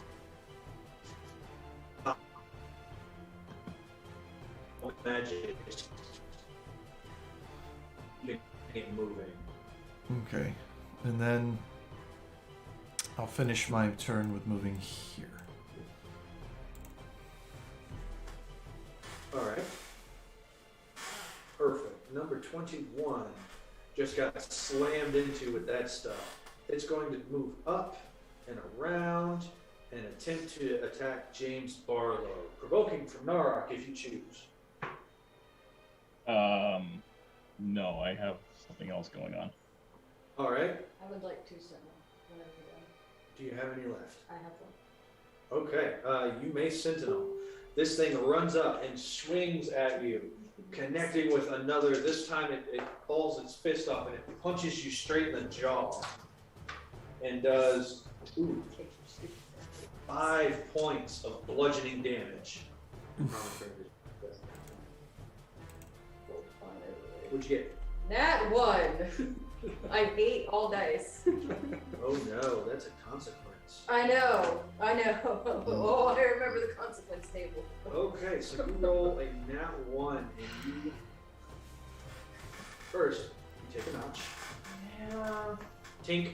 So as you go to connect with the whip, you slam it into the ground too hard, and you feel a little bit of the connection start to tear and crack as you take one weapon notch. What was every other notch? Every 2 you take a notch. I thought. What way is it? No, I'll ask you. So it's every 2 it takes the damage? Every 2 notches is whenever you lose things. Oh, okay. You take a notch, and on the Okay. second notch, your weapon dice goes down by a size. Right, okay. Speaking of the notches, John, could you take a few moments to explain it to our viewers? Absolutely. So one of the things, and we will be discussing this in our Session 0 recap, in this game we're using a bunch of it's third-party material. We're using talents by Draconics, which is how these crawling claws, if you haven't figured it out, but that's how they have undead fortitude. Also, the players have talents and the monsters have talents, but this in particular, we're using Giphy Glyph's rules for darker dungeons. And one of those rules is the weapon notch system, which causes a more realistic experience with Dungeons and Dragons, where your items have integrity and strength of their own. And as your item takes more and more damage, more of these notches, the less effective it becomes until you repair it. But that's the notch system. If you want to read more about it, you can always look up Giphy Glyph's Darker Dungeons.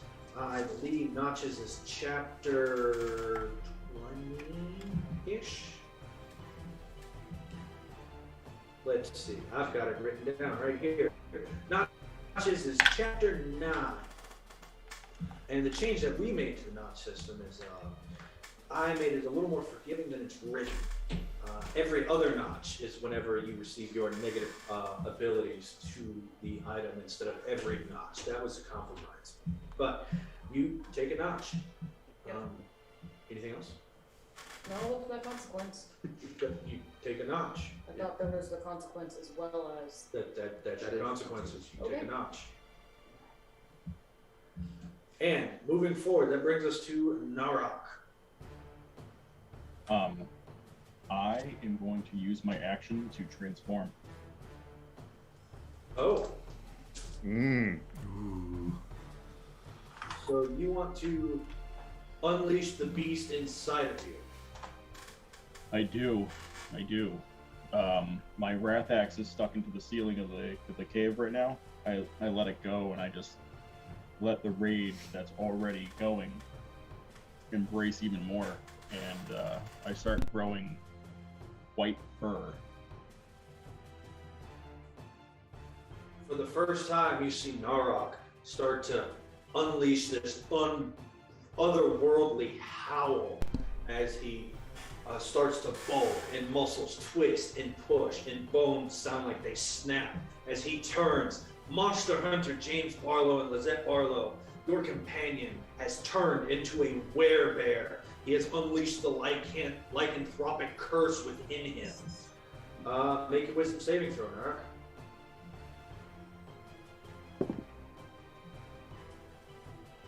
Natural 20 plus 3. You are in control this round. Good. John, I did forget it. I forgot to roll concentration for my favorite foe. Understood. I'm good. Gotcha. As he unleashes an otherworldly roar, and he takes on. Did you turn into a bear, or did you turn into the hybrid? I turned into the hybrid. I'm full on werebear right now. Gotcha. All right, that's your action. Anything else? Nope. That's all I can do for right now. Okay. Rolling claw number 20 is going to go ahead and make an attack at the set with a 20 to hit, That hurts. and it will do 2 points of slashing damage. As it is unfazed by this transformation, and in the momentary lapse in your judgment, it launches itself and scratches up your whip-bearing arm. And that brings us to your turn.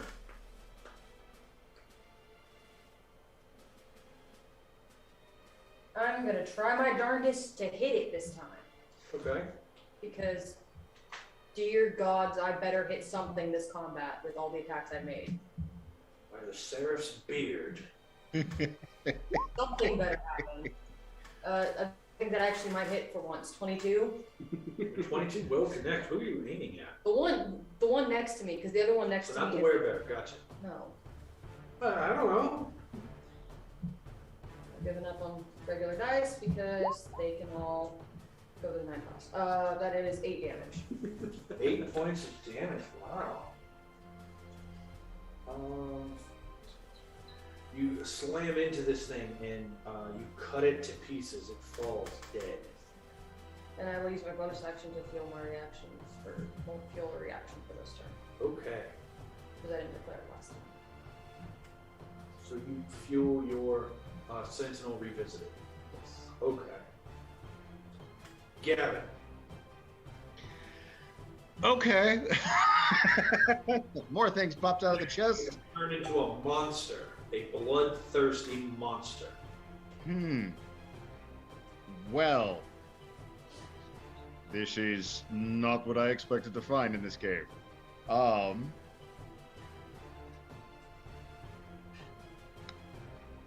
Okay. I'm going to, I'm going to throw that hand again. Grab the hand and try and hurl it over, kind of over yonder. So that at least there's a werebear between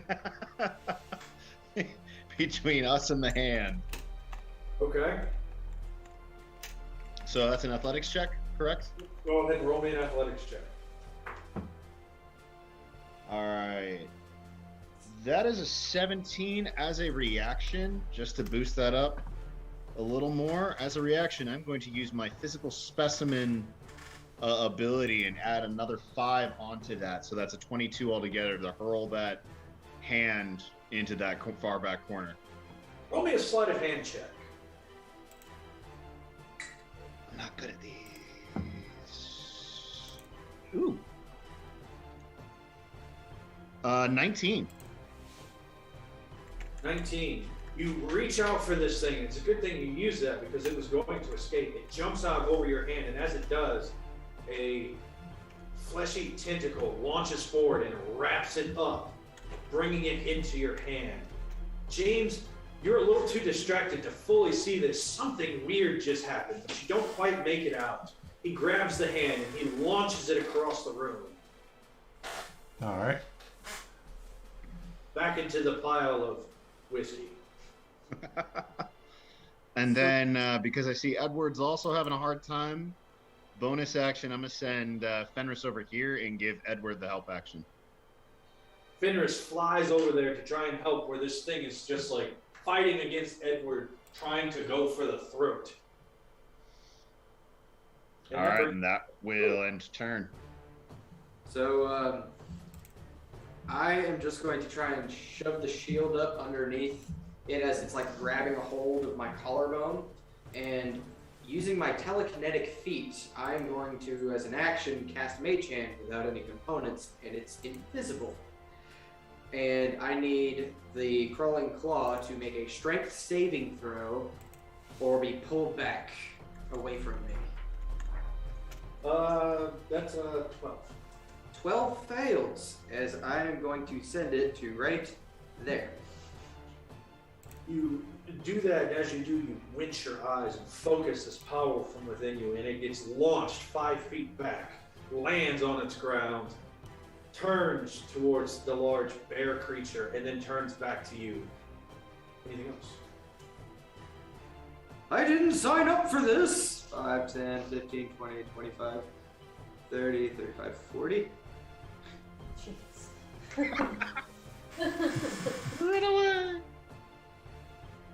And, yeah, that's action, bonus action movement. Yeah, that will be Edward's turn. Okay, this thing is going to 5, 10, 15. That provokes from 2 people. If you choose. I already used my reaction for a physical specimen. Gotcha. Rock. I'll use mine real quick.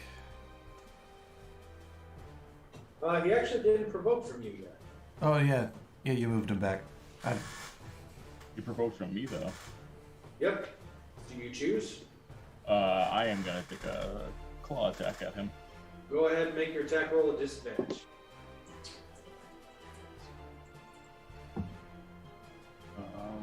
That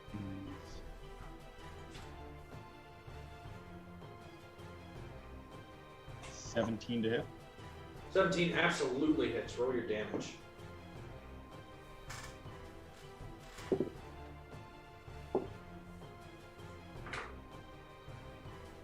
Uh, 19 points of slashing damage.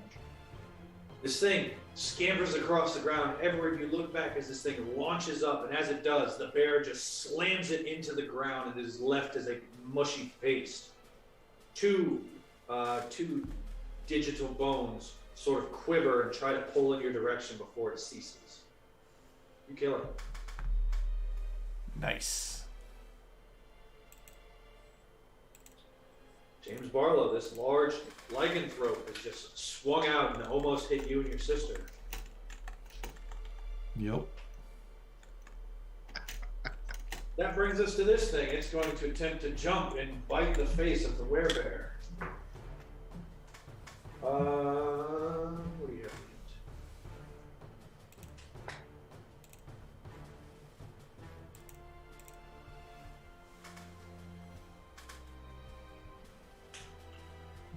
That 22 connect now, Rock.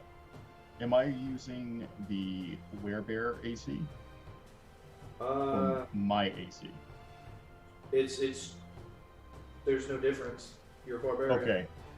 I mean, yes, 22 hits. Okay, so he's going to latch on with that vicious bite. He's going to bite you on the side of the face and just sort of dangle there. Like, I don't know if you've ever had a pet lizard, but they like to do that. He's going to do an outstanding 2 points of piercing damage, cut in half to 1. Okay. You can. I don't think I do. That's a 14. 14. Where is my Zoblin's AC? 14 will connect. Oh, yay! Thank you, Zoblin, for having such a low AC. That is a 7. 7 points of damage. Understood. That actually triggers the Zoblin special ability. Whenever you launch into it, you flay the skin off of its back with its whip, and when it does, it immediately starts suckling at Narok Bear Touched, and you will take 5 points of necrotic damage.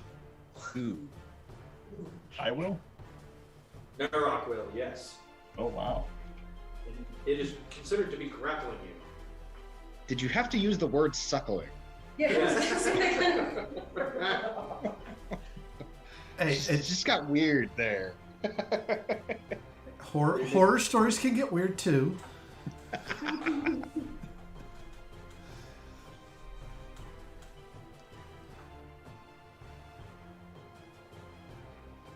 But that is the Zoblin's turn. Attached. then the skeleton is going to try to attack as well. And the skeleton has an 18 to hit you. It's pointed bone spears with used to ended hands stab at you and just sort of blunt against the strength of your skin. James Barlow, monsters aplenty. Yeah, there's a big one right in front of me.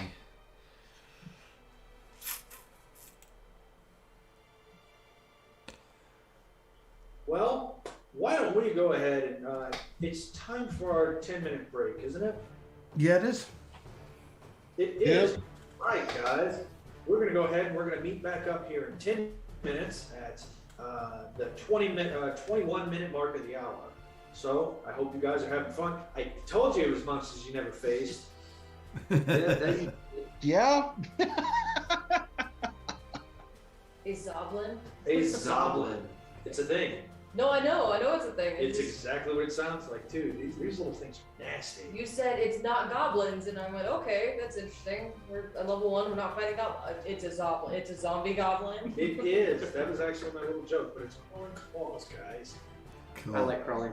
They're one of the more fascinating undead that you can throw at people. I like to use them all the time. But 10 minutes, we're going to be back. All right.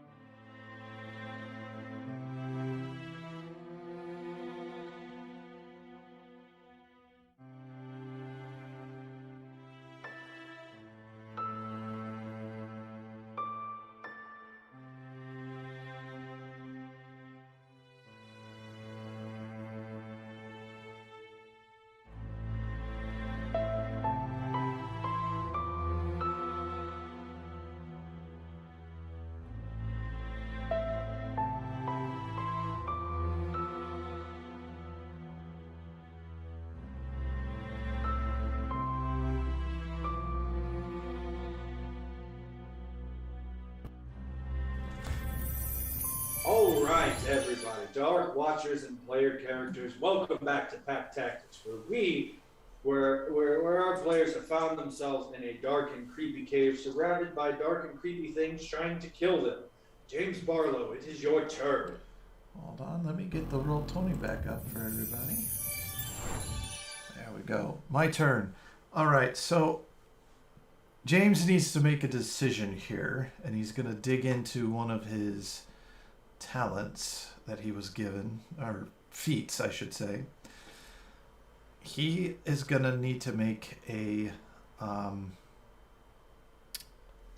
wants to make an insight check using his tactical assessment ability, which is a D6, to see if the werebear or the undead are the biggest threat in the room. Go ahead and make your roll. All right, so that's a soft 20. Which do I think is the bigger threat, John? That bear is significantly tougher than anything you've ever faced, ever. All right, here it goes. I'm going to level my shotgun at the werebear, giving it just enough of an angle to also hit that the two undead behind him. I would like to use my last attack of opportunity to attack James, but I would like to disarm him, because that is one of my features I can do with my whip feat.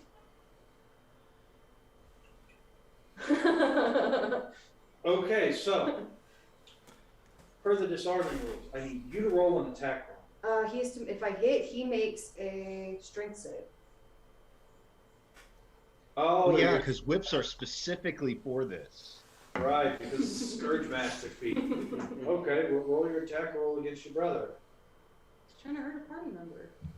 He's trying to hurt a giant bear that's just swung at you. But That's a 20. a 20. Unnatural 20. James, make a strength saving throw. What should you see? 15.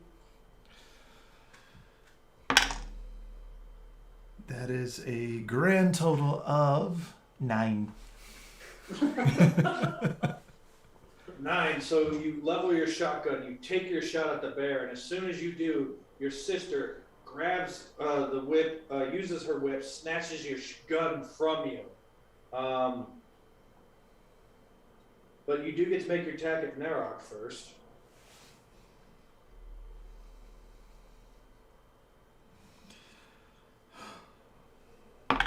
Nope, in the box. Out of the tray. That is a 21. Damn. 21 does not connect. Ooh. You see, you shoot the pellets out of your gun, and you see them connect and hit into the muscular traps of this werebear, and then just promptly hit the ground. Ting, ting, ting, ting, ting, ting, ting. And then you are disarmed. Barlow, James will look over to his sister and like, what are you doing? What do you mean, what am I doing? You're shooting the wrong thing. Frickin' werebear. Obviously, he's been that way the whole time. We'll discuss this later. Anything else for your turn, James? No, I'm gonna hang out right there.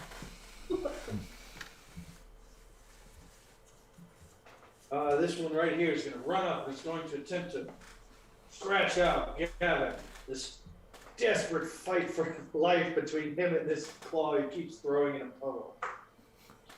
It has a 9 to hit Gavin, so it tries to cut into you. But as it does, the amorphous flesh shifts out of the way. Little help here. I'll give you all the help you need. I know, but we're trying to keep up an act here. Please, just hold off. Thank you earlier, too.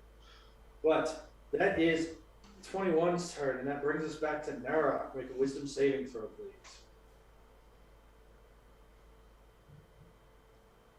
Okay. 22. as a 19. Yeah, you're fine. Take your turn. This All right. goblin has grappled your face. Can I use my claw attack to hit it off of my face? You let me go to vicious bite. You can make use your action to make an athletics check to remove it, or you can just attack it. So I'm going to use my claw attack to hit it off. Okay. That is a 24 to hit. Yeah, that'll definitely hit. Roll your damage. That is a 12 for damage. 12. Yeah, he didn't roll a 17, so you cut through him. As one last dying act, you slice through, disconnecting the body from the head still attached, suckles for another 4 points of necrotic damage before falling to the ground, crushed. And then we have that other thing, right? The other, the Zoblin. There's a skeleton. You just killed the only Zoblin. Okay, so the skeleton. Yep. I'm going to use my bite attack. All right. That poor skeleton.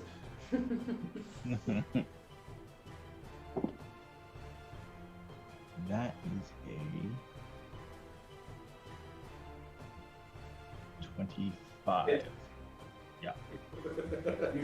You slice off this thing, ripping it from your face, and as you just turn around and chomp the entire top half of this skeleton, dealing a whopping 19. 90 mother. Jeez. Damn.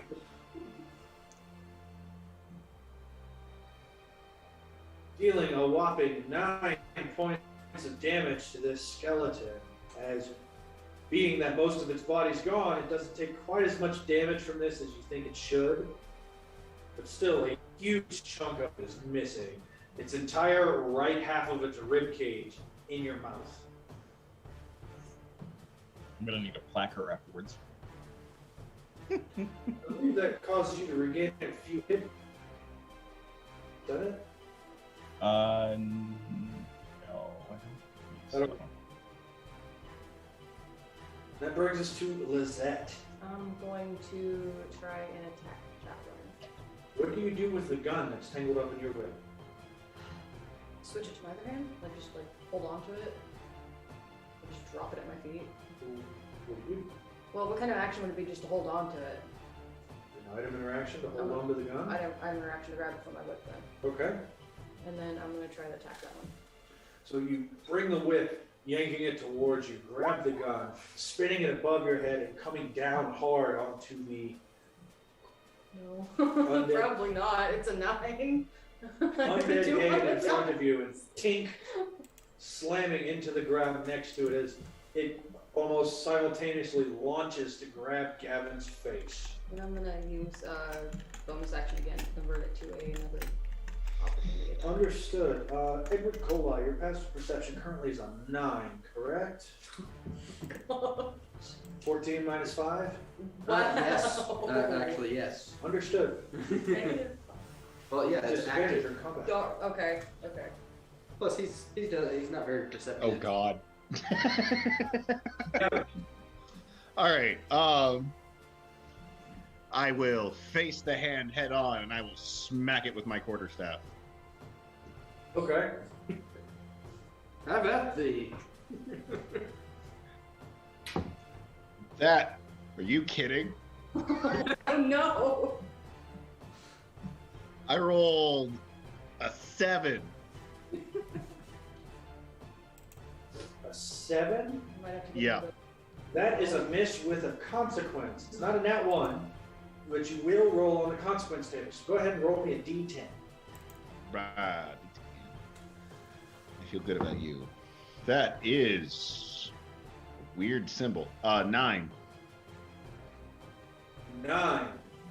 So you go to slam your quarterstaff off on the ground, and as you do, at the last second, the hand jumps to the right nimbly, and when it does, it exposes a patch of a board suspended on 2 points, and whenever you hit into this board, it causes your quarterstaff to recoil and hit you in the face. You lose 1 hit dice. Oh, dang. Oh, I lose 1 hit dice? Yes. Ooh. Ooh, I need those. What Okay. else would you like to do with your turn? For the rest of my turn, I will, Fenris is gonna come up, land on Narok's shoulder, I guess, and give him the help action. He will help the werebear.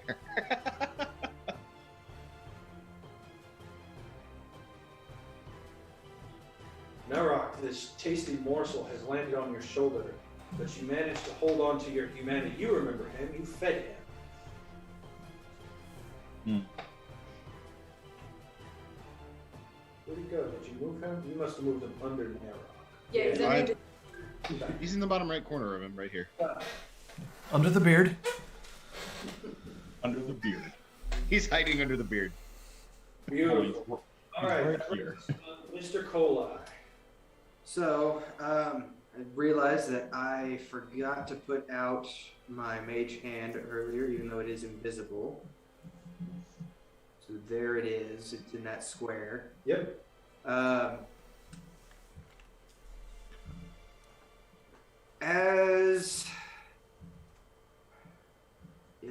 I'm gonna go ahead and I'm gonna use my last little sorcery point of power, and I am going to subtle spell against this one. I'm gonna look at it, and it needs to make a save versus Mind Sliver, Oh gosh. which is an intelligence saving throw. It's going to be really good at those. I figured it not having a brain, it would have a bad time with that. So that's a 6 minus 3 for a total of 3. Perfect. It fails. Hey! Oh, hey. All right. It takes 6 points of psychic damage, and it's effectively banned from the next saving throw it makes. Gavin, you see this thing, it stiffens up and freezes for a second and almost starts to fall to the ground, and then it stands up and angrily turns at you, giving hand signals again. And then I'm going to invisibly move my mage hand to that square, and that's as far as it can move as of right now. Okay. And that will be Edward's turn. At the end of Edward's turn,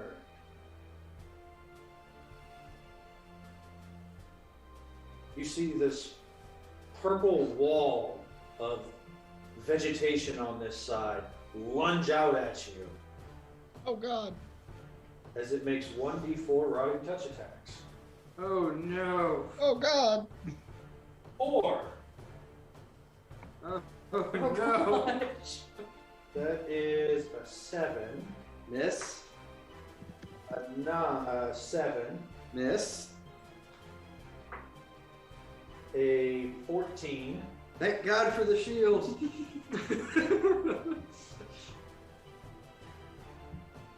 And 21.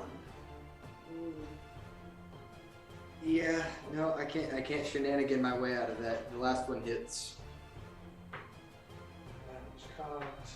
That's still cocked. That will be 4 points of necrotic damage. Ah! As now you clearly know what desiccated that body. Am I aware of that thing's presence enough in order to make a sentinel attack or no? You said You are now, but it just Right, but at the time, it was no. indistinguishable From, at okay. the I time. just wanted to make sure. That's what I thought. I'm sorry, John. You said how 4. much? 4. 4. Okay. Minus 4. Bam. Okay. That puts me at hurt. That brings us to Crawling Claw number 10, who is dead. After that, we have the Zoblin, who is dead. Then we have the Violet Fungus that just showed up. It will make 1d4 attacks at Edward. No. 4. No. That is 11. 11 will miss. 19. At the second attack, Edward's going to look at the rest of his companions, and split second, he's going to cast his first spell of Shield! No. And my AC becomes 20 for the rest of the round. AC of 13 up to 15 with the shield, and then shield for 5. Gotcha. Okay, so right at 20. Yeah. Then we have a 15 and a 15. So yeah, as it just about connects, you unleash this arcane energy, and when you do, the other 3 slide off of this force of spell arcane energy. James Barlow, your Inquisitor senses tingle. There's magic hidden in their hills. Can I sentinel it now? Yes. No. Oh wait, no, it's just with an It's attack. sentinel, Yes. yeah. I was gonna say, what? That's an 18 on the dice plus 7.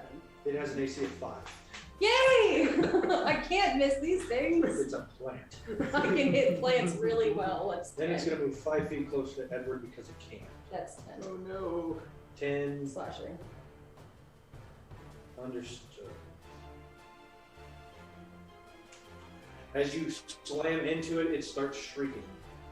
I don't know if it's working on it. Oh, that also reminds me, I did get hit, and I am currently concentrating. I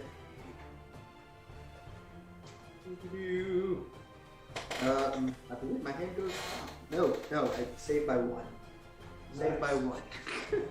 The skeleton will continue to launch itself up towards you, trying to bite you on the collarbone and stab into your chest with its nose. But with a 15 to hit, it cannot overcome your massive northern bear strength. That brings us to level 0. Initiative number 0. Another one emerges from this wall of plants, reaching forward with this unnatural cold at Edward Colon. No. Then makes 1d4 attacks. No. 4. No. AC of 20. 4 every time. 19, 7, and 7. Yay. Shield saves your butt. It's a good spell. A really good spell. James Barlow. Scowling at my sister for still taking my rifle. But he'll reach on his back and pull out his classic ranger thing, his longbow. Looks at the werebear. He sees his friend, then the doctor. Did something weird. Please! Physician in danger. He will shoot that one. Plus 7. But first, favorite foe. All right.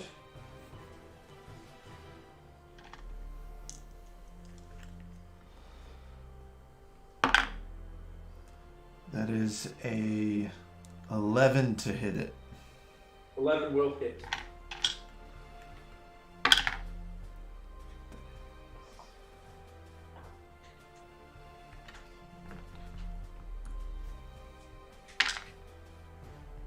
That is 15 piercing from the longbow.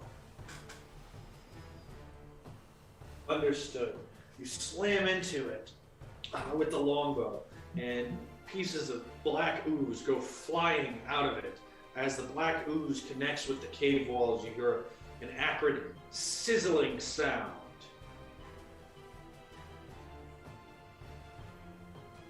Narok, you swear you smell pudding. Is there anything you'd like to do with your turn? Anything else you'd like to do, James?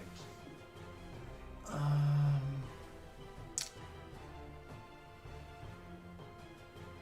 a second, hold on.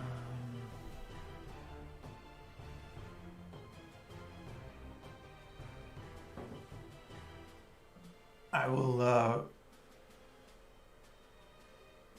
reach out, and Edward, you feel this rush of wind go by you as the plant needs to make a strength saving throw.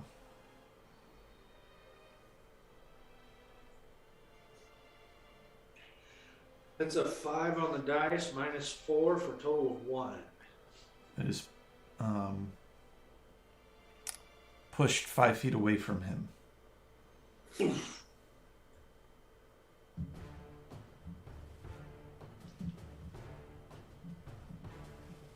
All right. That's it. Okay, that brings us to lucky number 21, who is fighting an invisible hand and Gavin. And he's going to take his swing at Gavin, minus a d4. So that's 11. Minus 2 is 9. Plus 3 is 12 to hit Gavin. That will not hit Gavin. That brings us to Narok Barricast. I was going to try something. I just didn't want to interrupt you. Okay. Turn around and send the whip flying again. I want to hit this thing! 17 to hit this thing. 17 hits. Stupid hand. Roll down. Yeah. 8. 8. You chop the whip straight through the first and second digit, but then they stitch themselves back together.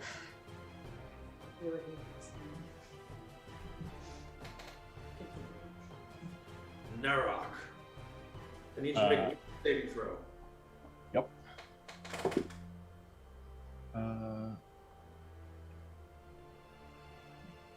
That is a 13. 13, I believe, still saves, right? Yes.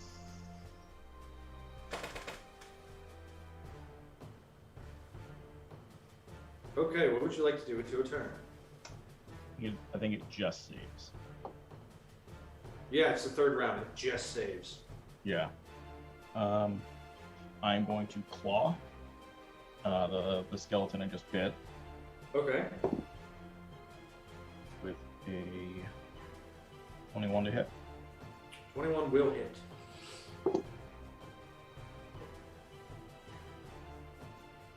That's 18 points of damage. You slash through this thing and you hear bones cracking and breaking underneath the force of your claws, but it still stands trying to poke you in the belly with its sharpened nubs and angry jaw. And then, oh, I'm sorry. I haven't been adding my my rage damage. There's 2 more points to that. Gotcha.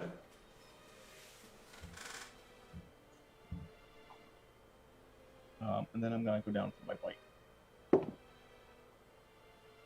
And that's more numbers.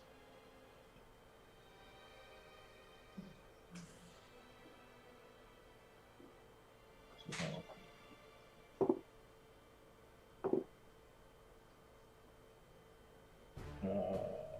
15 points, 17 points of damage. It had 1 hit point left. You chomp through it and you crunch it in your jaws, and the bottom half of the skeleton stands there for a second and then collapses into the ground as you spit the top half on the other side of the room.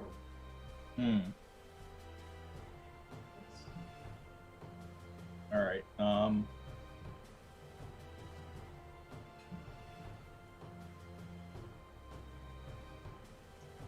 Then I am going to turn, look at the room, and do I see the plants? Yes. I'm going to use my movement to get down next to Edward. Going that way, it's going to be difficult to rain every spot because of how crowded and spread people are. So it'll be 10. Let's see here. That'll be 10. That 20 feet of movement. 30. Yeah, you can get right there. Okay. Just because you're like trying to squeeze and push through all these people, you know? Edward Yeah. starts breathing as the werebear charges. Yep. You feel that warm breath down the back of your neck. After Narok's turn, bursting through the bushes, you said, I heard that. Holy shit! Oh, my God, by the stairs there's a bear! And he levels his crossbow and takes a shot at Narok and says, it's a freaking bear! Zuka Lagushka! I'm gonna try to disarm him as well. That's a 25 to hit Narok. Oh yeah. I don't know. 7, 8, 9. That'll be 19 points of piercing damage cut in half to 9. I don't think I hit Daedra. You get 11. 11 does not hit. Yeah, I figured You out. try to hit his, hey, damn it, girl, what the hell are you doing? And then he looks to the side and says, oh, shit. Evil plants, evil purple plants, yes, we know. The bear's on our side. Don't question it. I said it was 17. That's cut in half to 8 for rage, and then another 4 because of werebear. So you take 4 points of damage from that shot, Narok, after your resistance. Okay. So werebear causes you to take half damage from everything that's not silver. Mm-hmm. And then rage gives you resistance. So those two actually stack. Oh, nice. Bludgeoning, piercing, and slashing. Nice. I'm having flashbacks to a Sunday game. Mm.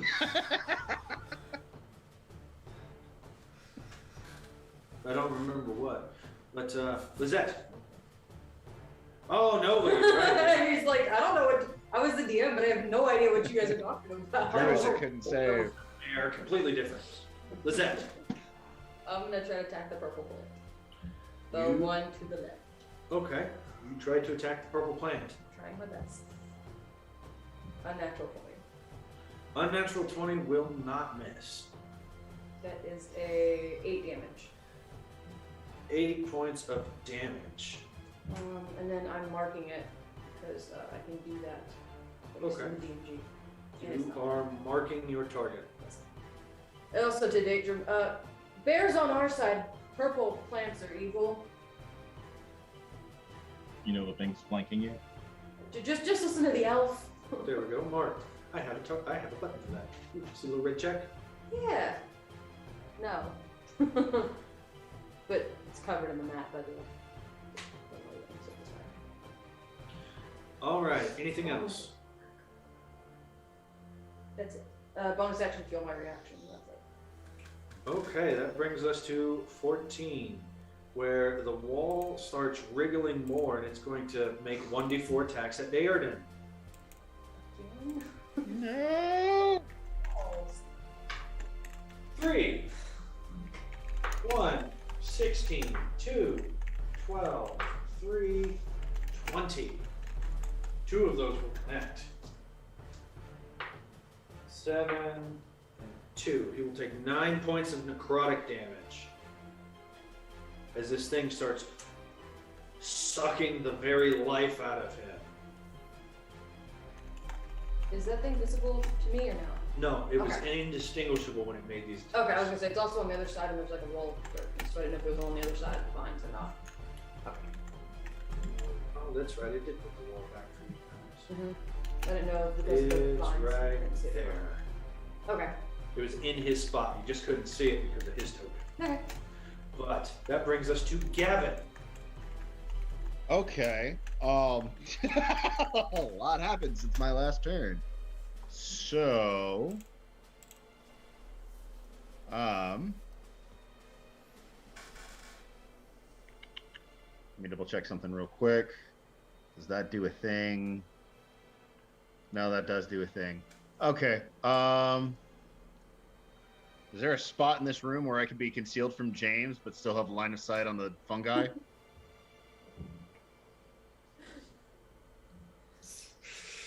It's gonna be a little tough. I would say no, because these barrels, no, those barrels are still there. If you manage to not touch the barrels and you are on the exact opposite side of the barrels from them, so this one spot right here, you'd be able to to manage it. Okay. So I just need to be able to get to there? Yep. Cool. 5, 10, 15, 20, 25. Okay, that's 25 feet. I'm going to, make my way over to there. And now that I'm out of his sight, I'm going to cast Eldritch Blast at this guy over here. He's going to hold up his hand. Ink's actually going to come out from his fingertips, cover it. And then a little slit's going to open in the palm of his hand where there's a mouth. And then energy is going to pulse out for the Eldritch Blast.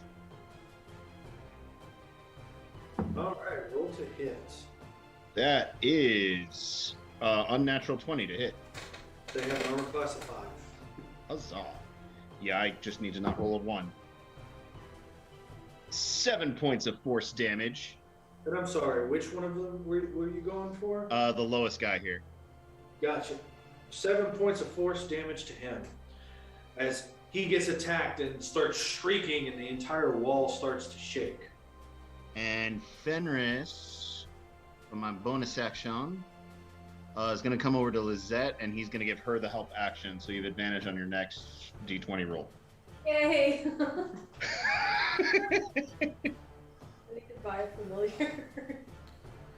All right, that brings us to 11, where the last part of the wall will move 5 feet forward. God damn it. 1d4 attacks at Narok Bearcast. 1. That was cocked. Out of curiosity, did all these fungi grow out of apples? Is that's why they ripped into Edward so easily? So they were waiting on the back of the all those plants. When you came in, no one looked back at the way you came. Yeah. You protect the entryway, not the exit. It was fine. No one thinks about leaving until it's time.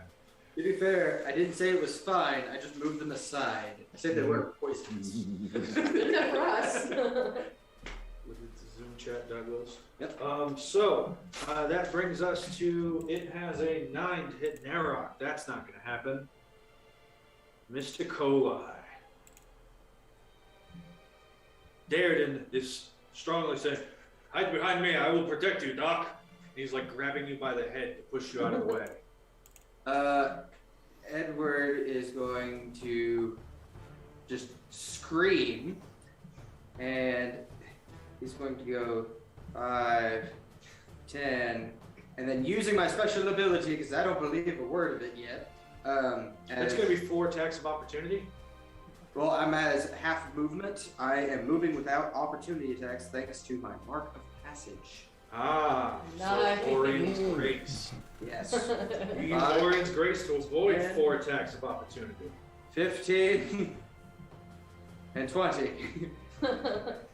As I'm just running, and from here I see that there's still a crawling claw there. Yep. As my bonus action, Forgot about that. I am going to grab it, and it needs to make a strength saving throw Make me. Oh, you're going with to the telekinesis. Okay, That is strength still- saving. It's an 8 on the dice.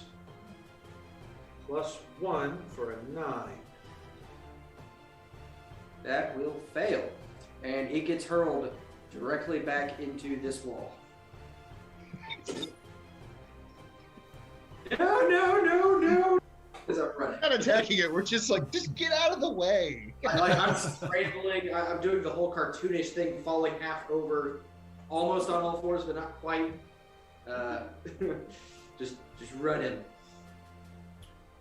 All right, that brings us to number 4. Number 4 is going to make 2 attacks at Daerden. 1 is a 7. 2 is a 10. Both are going to miss as it attempts to rend and rot Daerden from the outside in. I'm just going to start raising my hand for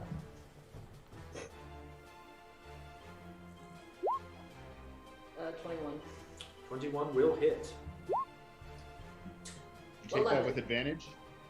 Oh no, I didn't! That will be at advantage. 21. It's still 21. So Still 11 21. damage to that one. 11. You slice into this thing. Yeah. You cut into this thing. It's barely holding together, oozing this black goo that smells like pudding every time you hit it. Really weird. Okay. Yeah, I mean, it's no effect at all. Described for no reason. This violet fungus is going to make 1d4 attacks at Daerden. 4, 14, 21, Damn. 4, and 14.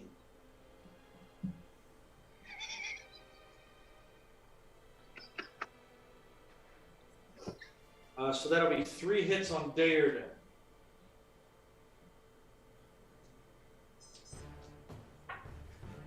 5, 2, and 7. So he takes 14 points of necrotic damage. Go ahead and make your swing. As you see Daerden just get latched onto by this purple fungus, he looks like he is aging rapidly. 19 to hit. 19 will hit. 9. Which reminds me of our Demon Lord one shot where it's legendary action. it's just my whole axe. Yep.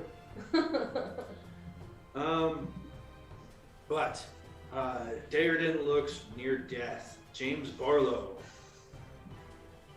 I will throw out the bloody status on him. Let's see, you're bloody. And you're bloody. And you're bloody. And you're bloody. All right.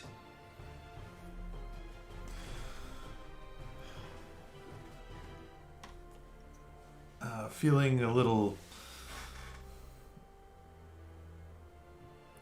different about the group he's with now because he's noticing some things. He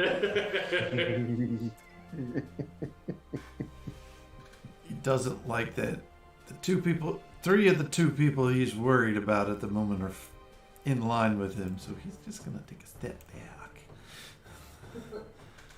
And then he's gonna shoot. Something has moved out of your reach.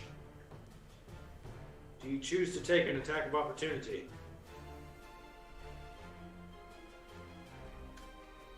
Me? Yeah. No. Just checking. He's like, what? No. And then I will. You climb up onto that table, and as you do, it collapses into dust. Those crates do. You find yourself standing amongst broken and dusty gear. Right. Old. Right. Old. And I'm going to shoot the purple fungus I've got marked.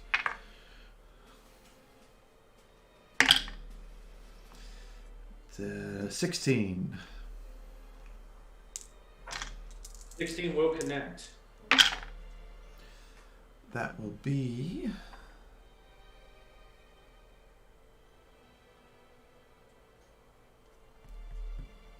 12. 12 piercing. 12 piercing to which one? The very top one. Very top one. You send your arrow careening into this fleshy purple ball, and as you do, it snags onto the arrow and gets pinned against the wall and just almost melts and collapses into this black puddle. Cool. I will then, I think I gotta do it. I'm gonna take my my healing potion. All right, you heal for 10 points of life. Look. Glug. And that'll be that. All right, so that brings us to the littlest crawling claw that could. This thing's going to launch itself at Edward Kalai's face, attempting to latch onto him and rip the jaw off of his mouth.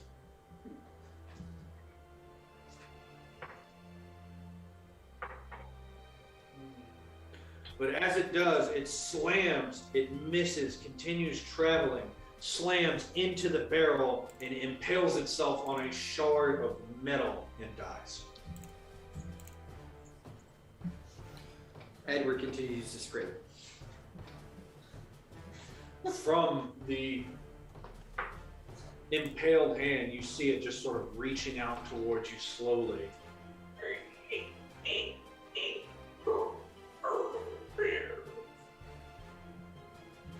Narok. I am going to take a bite attack at this guy.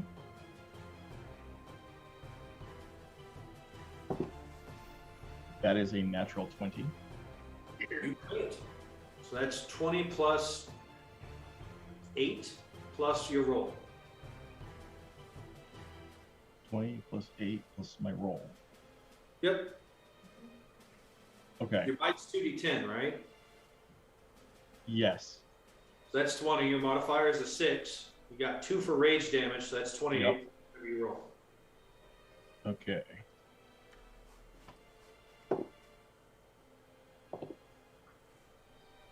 That's 7. So 35 points of damage. Yes. Yeah.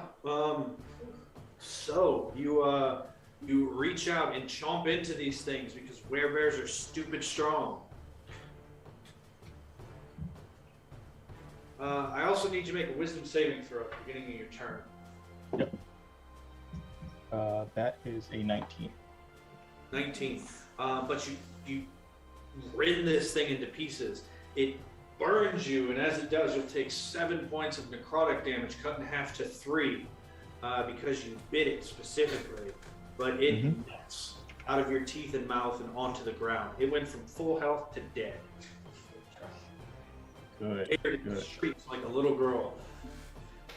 And he yells out, he says, Tilda, help! There's a monster! There's a bear! Tilda, there's a bear! Keep him safe, moose and squirrel! I couldn't help it, I'm sorry. I kind of ruined the mood with the joke. No, it's good, it's good.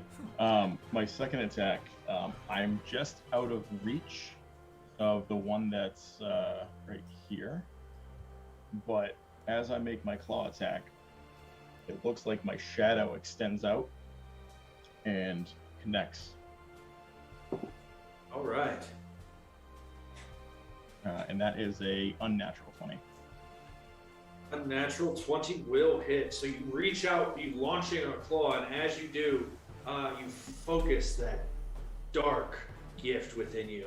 And you see the shadow of a man wielding an axe in one hand reach out and carve into this beast. And that will be a total of 20 damage. 20 damage.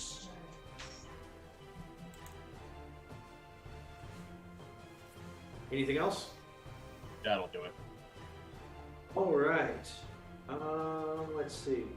So you lost 3 hit points. That brings you to what? 5, right? Yeah, I'm at 5. Okay. All right. That brings us to Lizette. I'm gonna try to attack that one. All right. Right at 20 feet away from you. Go ahead and make your attack. That'll hit. Even with its 3/4 cover from Daredevil. Hey, 11. 11 points of slashing damage to it as you see the black goo on the ground starting to coalesce into one larger puddle.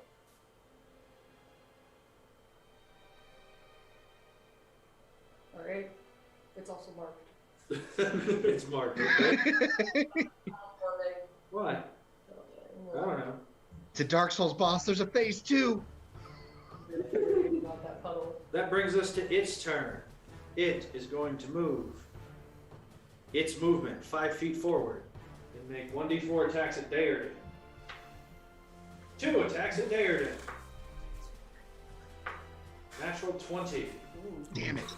20 non-natural. There goes Dearden. So there, dude. Bye. 11 points of necrotic damage to Bairden as he hits the ground. Yeah, I was gonna say, I don't think he takes that. And then it will suck upon feasting upon his life energy as he is on the ground dying. Thank you for not saying suckle. Covering him in this moist black goo.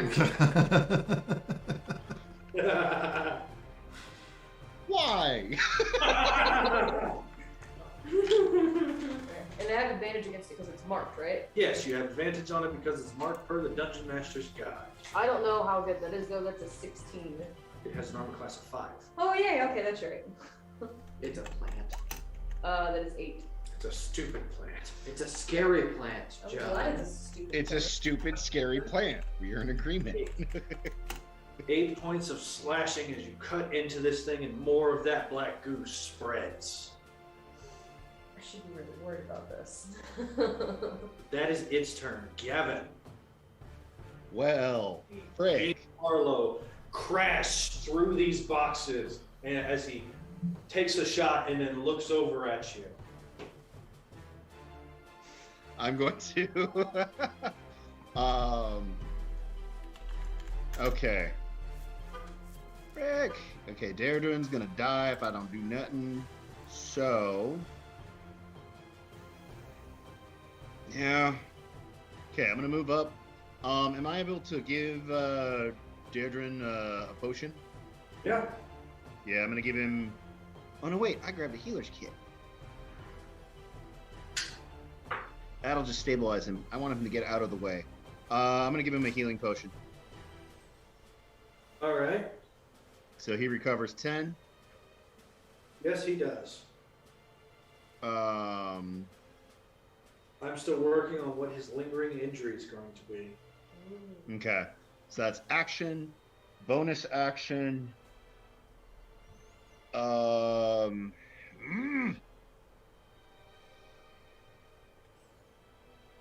Is that a bonus action here? That will make a difference. I can't move him as a bonus action, so I'm going to have bonus action, have Fenris give Lizette the help action again.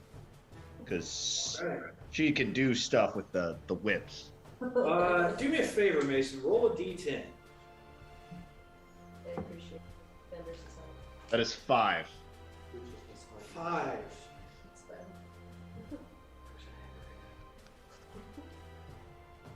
Okay, he takes 1 level of exhaustion, and he is his stomach has been ripped open by this plant. As I bring him back, I'm going to say, don't worry about the bear. The bear's on our side. Work with us here, and Edward will be able to put you back together. Right? Now look at Edward. Edward is screaming his head off, staring at the He'll eventually get around to putting you back together. That brings us to number 11, which is Edward. Edward. So what he's going to do, seeing somebody actually hit the ground, you see he still looks scared out of his wits. But this sudden semi-calm comes over him as he sees a patient and a wry smile across his face.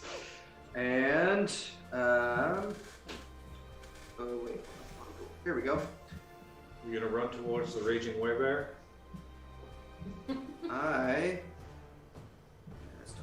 Do it, you all. 5, 10, 15, 20. So, I am going to have my mage hand fly to here, and I'm going to be pulling out my my healer's kit, and my hand is going to invisibly hold on to the healer's kit, and I'm going to act like I'm throwing it. And my healer's kit is going to not very subtly fly across.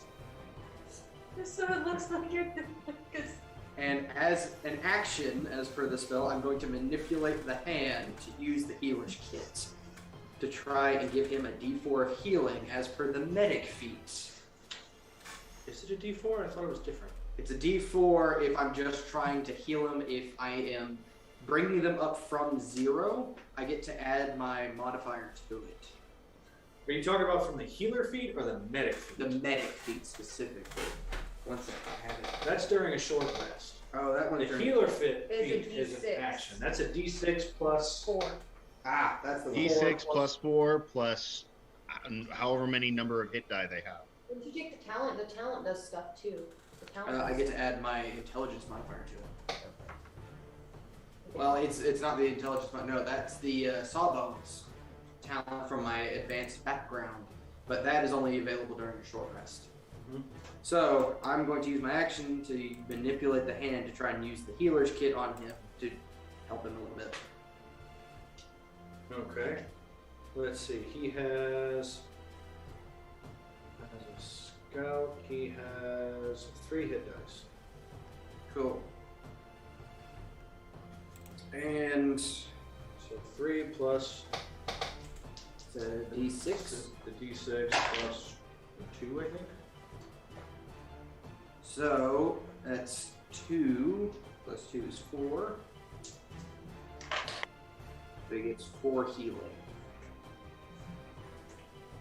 An enchanted medical kit starts wrapping him up, and he starts screaming. And in Estoyan, he's saying a prayer for Lady Vengeance to punish those foul wizards who are trying to kill him. I'm gonna say back in Stoyan, praise be to Miklas, or else your life would be forfeit. Oh my god. And he says,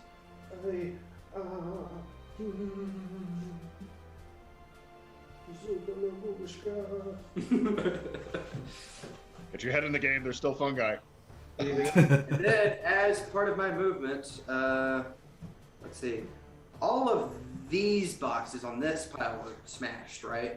Smashed and covered in whiskey. This boulder, does it look like I can get cover behind it? Yeah, you can get some. If you were to go next to the chest. I'm going to go there. As you pass by the chest, it's filled with gold. But he's sitting there and he's just sort of, well, let's see, is he broken? He's not broken, but he's just praying, blessed be the arch-seraphs who usher in the day, blessed be the paladins who keep the accursed at bay, and while we toil and pray and rest each day, so I might survive, we beg all divines who listen, so the ones below will rise, blessed be the seraphs who, and he's just repeating that prayer over and over again. That brings us to 4 and 0. 4 is dead. 0 is going to move up. And it's going to make 1d4 attacks. 3. So it's going to make 2 attacks at Darren and 1 attack at Gavin. 6 misses. 21 hits. 20 against Gavin. That'll hit. So it does 5 points of damage to him and 7 points of damage to you. Okay. Noted. 7 points of necrotic damage. 15 to hit. 15 hits. You see it hit, and you don't see anything. Even Gavin's clothes don't even seem to tear. 10.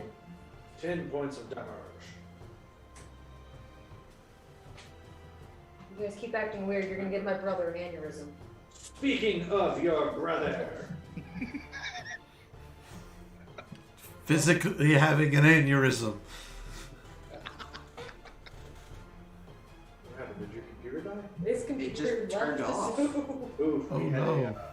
Oh, we lost. Sorry, Ray. Sorry, Ray. I thought that's what Ray was talking about when he said physically having an aneurysm. Now I'm having one in game and in person. I don't know why, but my computer just decided that it wanted to turn completely off. Do you have your auto screen timer shut off for some reason? No. Anyways, James Marlowe, what would you like to do? No, Okay, so Android sleep. I don't. he saw Edward throw this bag, but it didn't look right. Let's see. With your passive perception -5, with passive perception of 11, you saw the bag throw, but then you saw the bag start wrapping him up and doing things. You also felt that familiar whoosh, like you do.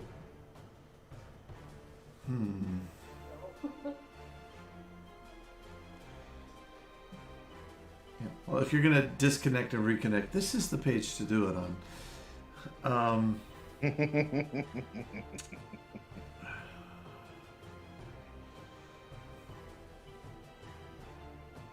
He would like to use a feature that he gets from his background as a former Inquisitor. It's called the Inquisitor's Stare. Once per day, I can auto-succeed an insight check to know if a living creature has less than 10% of its max HP. And I want to stare at the werebear. The answer is no.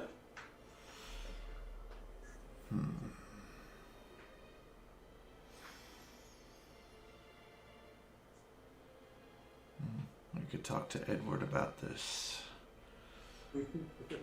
later. Have to save the friend. And I'll move my favorite foe to this one.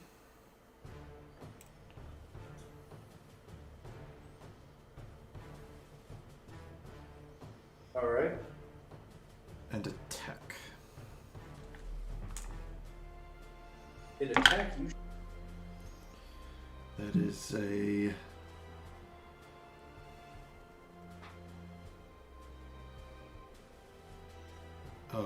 math has just eluded me.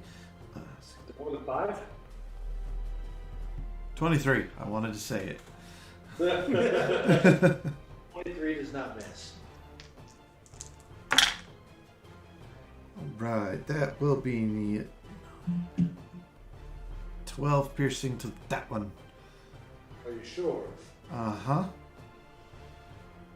You once again pierce through this thing, and your arrow is left in a puddle of this black goo that is coalescing into something solid.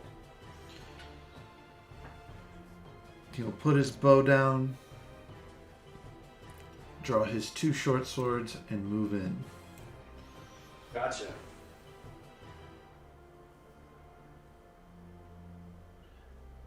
You move in. Anything further? That's what I got. The crawling claw makes one final twitch in Edward's direction, turns on itself, makes an obscene gesture off camera, I return it to it. and then falls dead. Edward's nemesis for the first combat has fallen. It's that same hand this entire time. Yeah. It has been, yeah, it's chased him all across the board. If Edward is good at one thing, it's running away. Taylor is going to stand up using half of his movement. And he's going to look, and he's going to turn, he's going to say, he's going to shoot the purple thing that's eating him, trying to. Aww. That is 12 plus stuff, so that's gonna hit. Sounds so sad, John. That's gonna be 16 plus 3 is 19 points of piercing damage to it.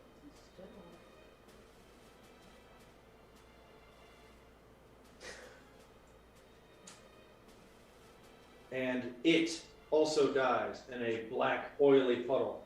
And he says, fuck. Or, crap, I wasn't supposed to say it that many times. I'm sorry. But it runs. He runs out of the room away from the bear. Narok Bearkits, I need you to make a wisdom saving throw. Mm-hmm. 19 plus 3. Okay. Ooh, that's really good because a bunch of prey just ran away from you like a coward. Mm-hmm. But it is your turn, I believe. Yeah, everything in the room has died. Since you succeeded on your wisdom saving throw, you're not the biggest threat in the room. I'm Yeah, going to. things that you transformed? Huh? He did say one thing, I believe, when he was trying to push me out of the way as I ran away screaming. All right, you did. Edward ignored him completely, but everybody else would have heard him. I didn't hear. What did he say? He said, "Get behind me." Oh, okay. He was tanking.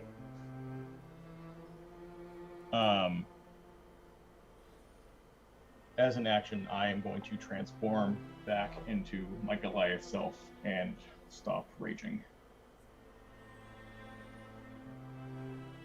All right, you take an action to transform. You take a bonus action to stop raging.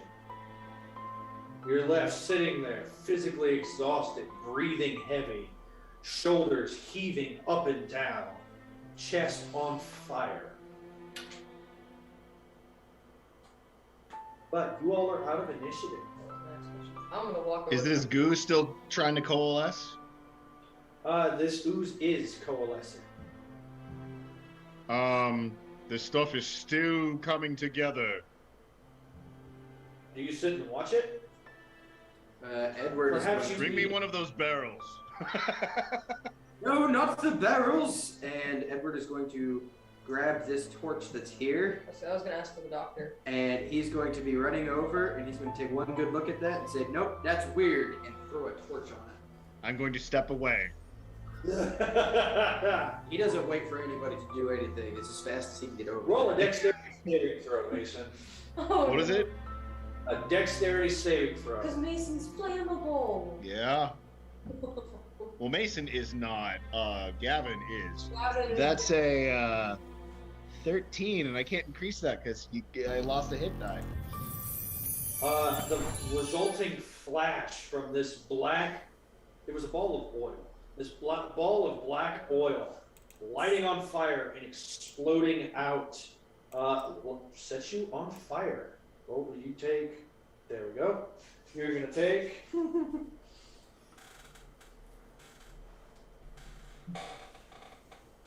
let's see, who else? Yeah, I would need James Barlow to make the same save as well. Dexterity saving throw. But 5 points of fire damage, Gavin. I would like to put myself out as quickly as possible. That is a 21. 21. You're perfectly fine. You see this coming. You work with black powder all the time.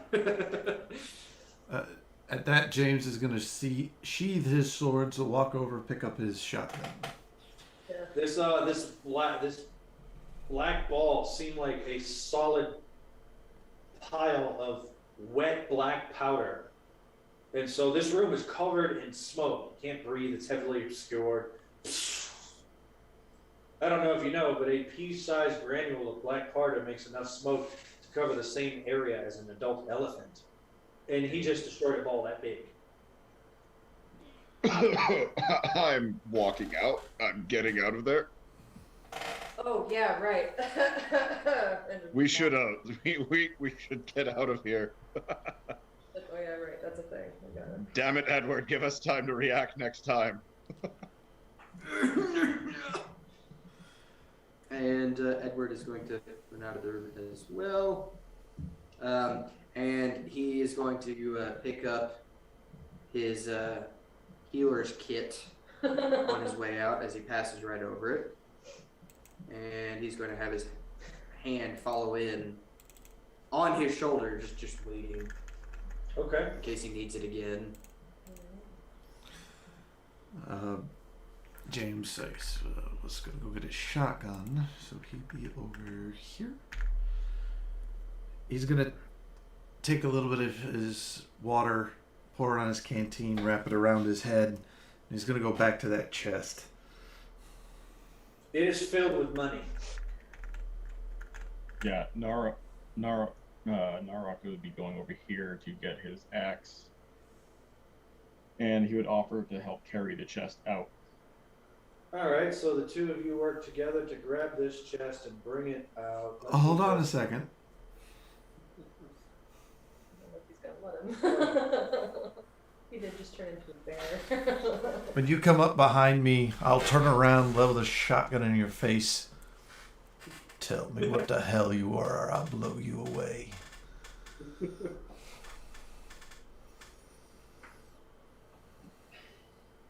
was given a dark gift. Narok, you start coughing uncontrollably. I was given a dark gift. He got the COVID. Got the weeping pox. Is that a skin disease? Who knows? While I'm coughing, I would just say, as quick as I can, to grab the chest. You go first. Okay, so I suppose I'm dragging the chest alone. Probably. Alright, let me just grab this here chest off the map layout. If I see Nerot coming out with the chest, and no one's helping him, I'll help him. No, James is making him go first. He's got the chest in one hand, the shotgun in the other. Oh, so just he's leading the way, but you're holding up one end. Yeah. I assume that you all are going to go back to the front of the cave where it's not pouring smoke, right? Yes. Yeah.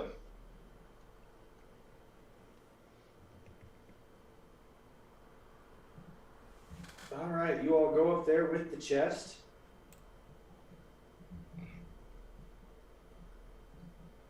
So will Darden, poor guy. And once we get up here, coughing and spitting, near puking and gagging. Edward, as you exit the room, right on the other side of the wall of vegetation, there sits a cat waiting for you. I'm gonna look at it and just. Oh, like you could have done any better. It is sitting on a tiny barrel, and the barrel is shaking. No! It'll still be there in an hour. But it is there. It is there. It is there. Stop reminding me! And he's going to just hold his cloak over his head, and he's going to go back in to try and find the open barrel. And he's going to dump out one of his wineskin, or one of his water skins, not his wineskin, because I do have those. Look at it for a second, pull out his second and only other water skin, and dump that out and fill both. You got it. It's filled with very fine whiskey. And he runs back out. When you go out, you can hear muffled screaming coming from underneath this barrel that's shaking as the cat just.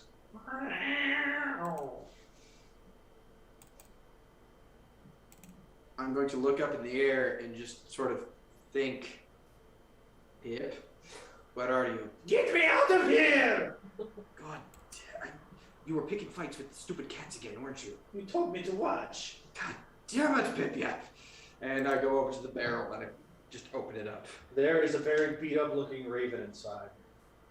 You know you can't win. It jumps off, it like flicks its back feet, kicking dirt up on him, and then trots to the front of the cave.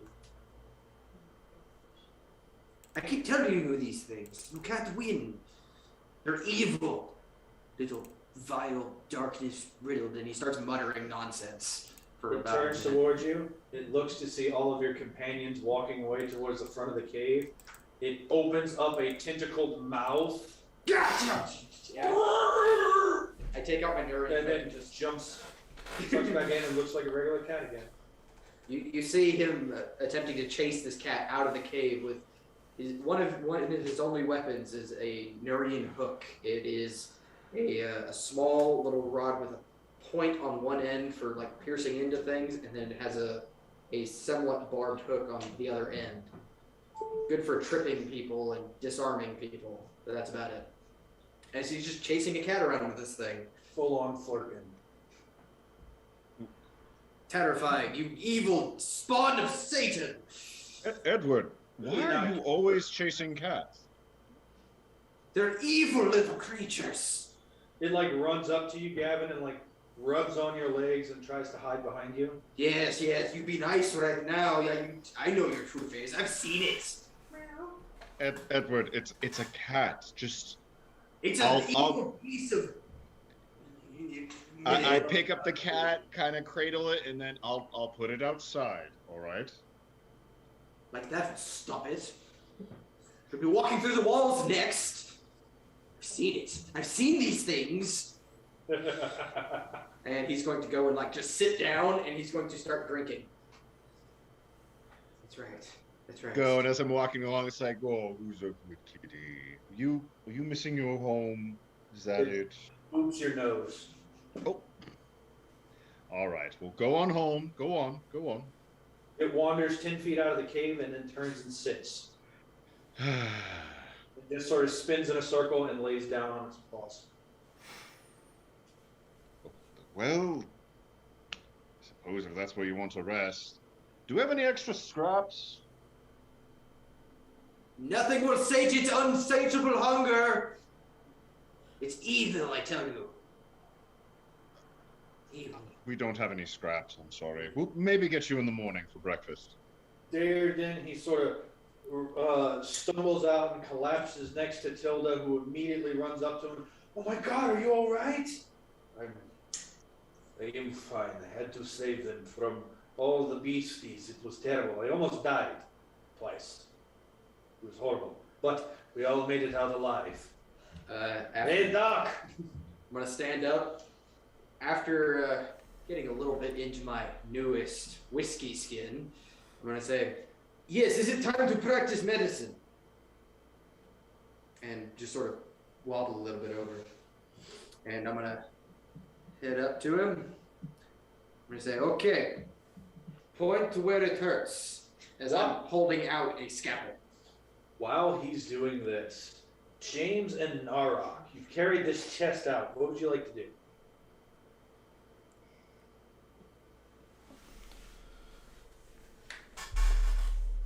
You call it a dark gift. I call it heresy.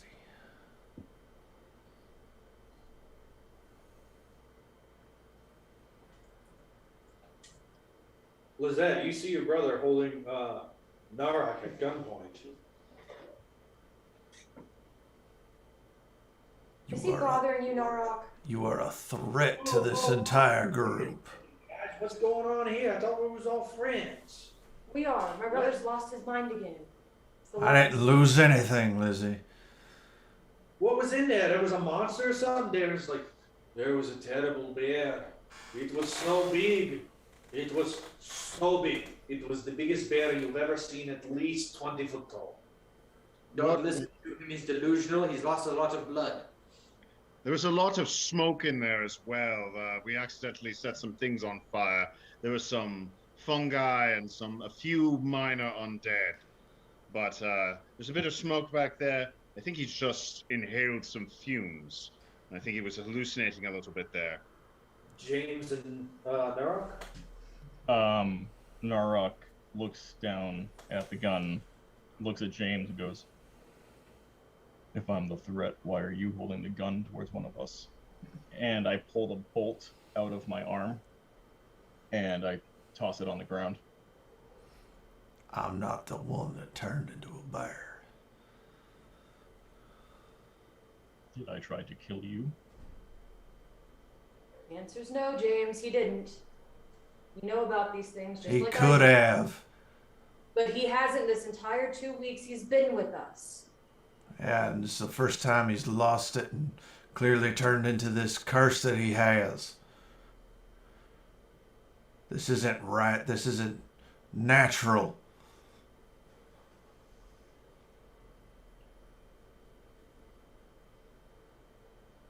Well, to be fair, what is these days? There's undeads roaming the night. There's God knows what happens up north with that horrible freezing whatever it is.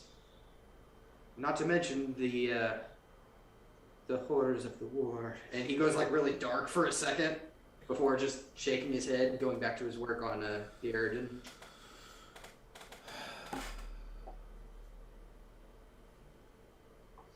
Kind of walking up a little bit closer to James.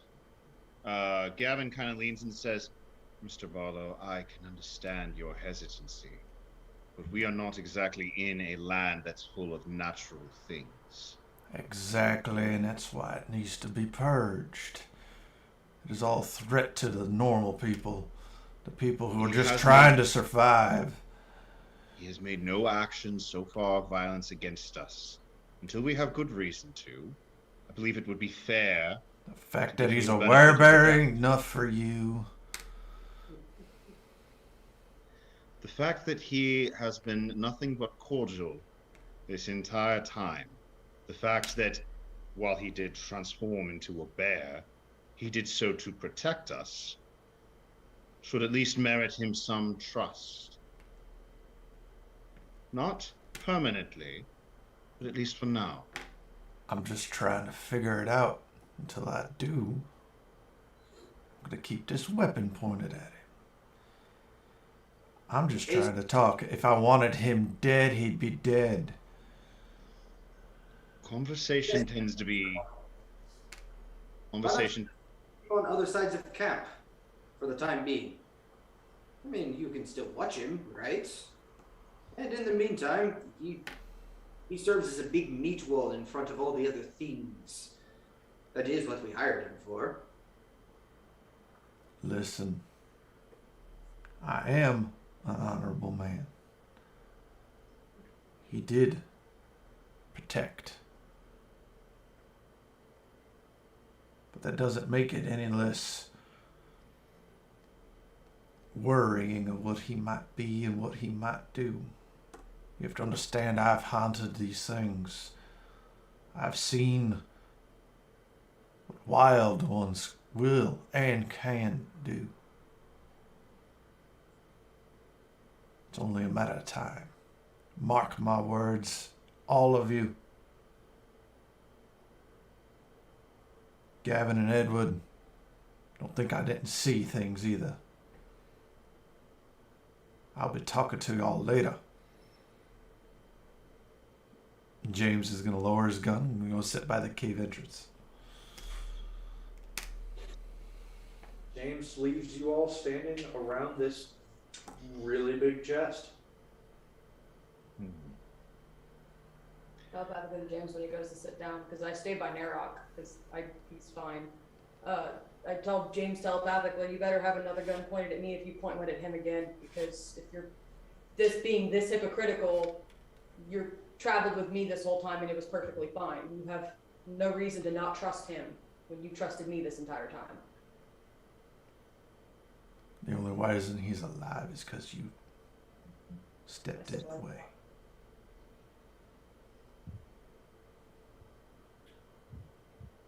Ms. Barlow, is your brother always like this, or is it just the exhaustion of travel? He's very particular about things not being natural.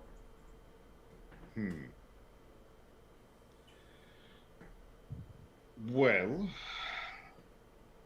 I suppose for now, things are at least at peace.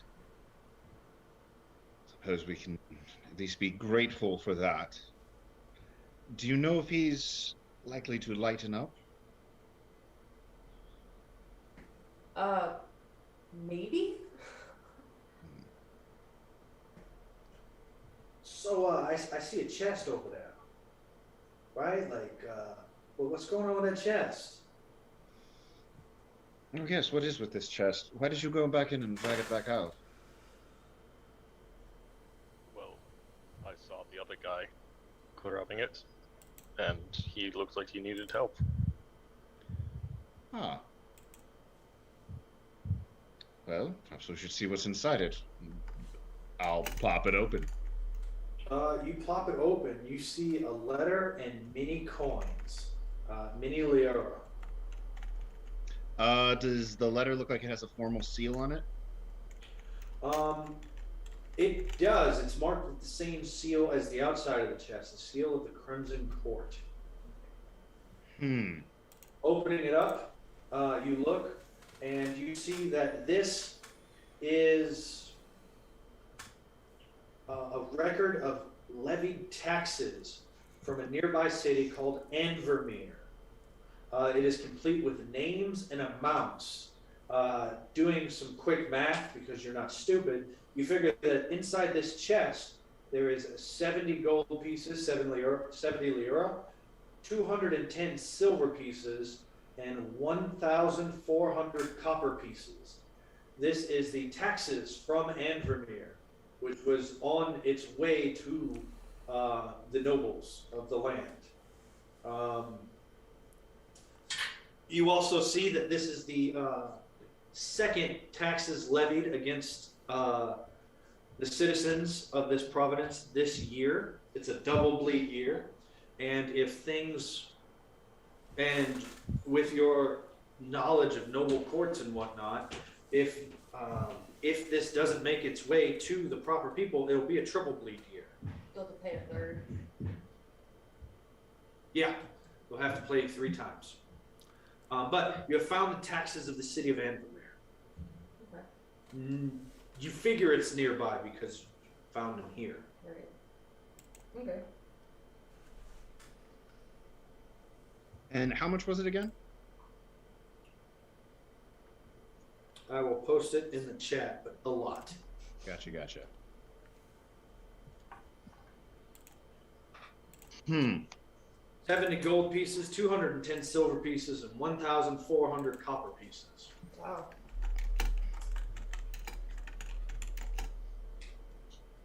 While you guys are going through the chests,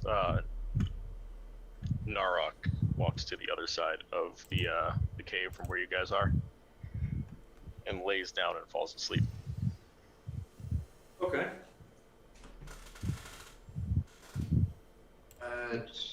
During the next hour, Edward is going to go ahead and treat anybody that needs it. He can treat, during the course of a short rest, he can actually treat lingering wounds and such if it is required as a part of his feat. Ah, yes. Daredin has a lingering wound. And while treating Darren, he assures him that what he saw was nothing else but the use of one of a magical item that, much like what we had transferred in the smuggling run, and nothing more. Ah. He looks terrified. And he looks particularly, he is watching Narok carefully.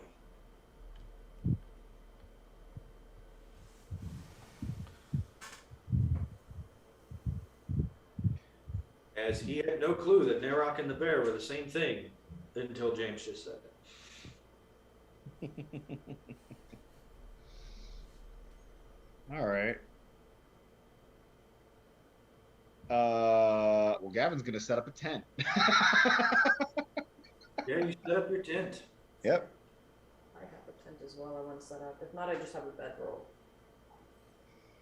I do have a tent. What should we do in consideration to this money? It looks to be taxes from a nearby town. If these taxes actually don't get turned in, the town's going to be taxed. Money. Darren's like, you know, I bled for that chest. I didn't know the chest was in there, but I almost died for that. Yes, and your share is being covered by the medical expertise that I am currently giving you. Unless you would rather have my build later. As I continue to sew up his stomach. How's your HMO?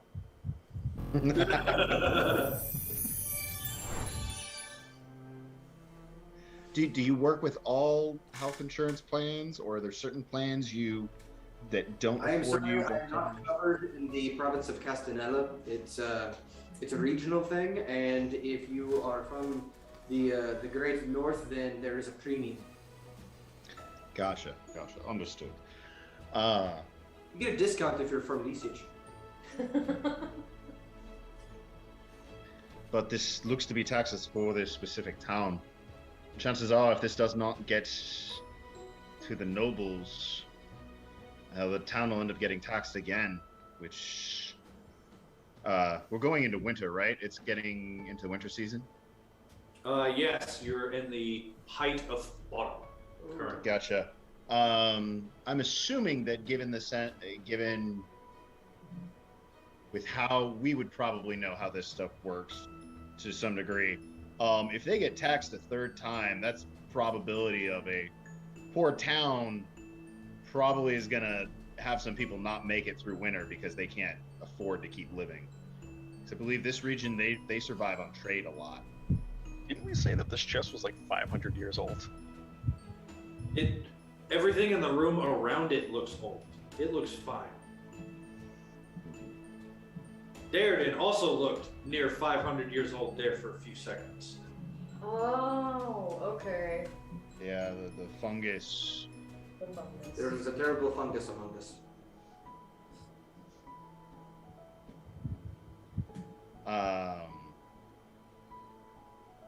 Frick, where would these taxes be going from this city? Is there a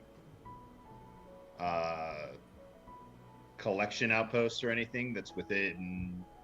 No. We're near. It'd be going straight to Novostoya. Yes, it would be headed eventually to Novostoy. Unless the local lord had a manor around here, but you don't know. Yeah, we don't know any of that. From here. Did we pass through this town on the way southward? Nope. And we're headed to Castlelore, right? Castlelore. Castlelore? Castlelore, which is way up in Raviel. Novostoy is in the southeastern part of the map. Castlelore is the northeastern part. So we're not of going to the same. Rainbow. They're literally as far away from each other as they can be in this country. So if we wanted to return it, we'd be going back almost where we came from, sort of. Or take it back to the town, and then they just have to deal with whatever fallout there is. Or we keep it and say, screw you to this entire town.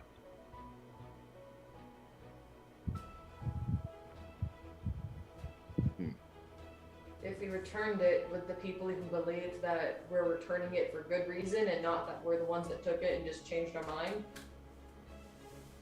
If we were going to steal it, why would we return it? I mean, even if they decide that we not to believe us, they're going to be taxed again. At least this way they would have the money, and there's a chance that the town wouldn't be destroyed, or at least that people would be able to make it through winter.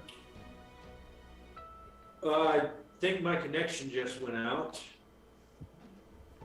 No, I can still hear you. Yeah, we still got you. Uh-oh. I think it looks like Lizette and Edward froze there. Looks kind of like they're coming back. There we go. We're getting them back. I'm sorry, what'd you say?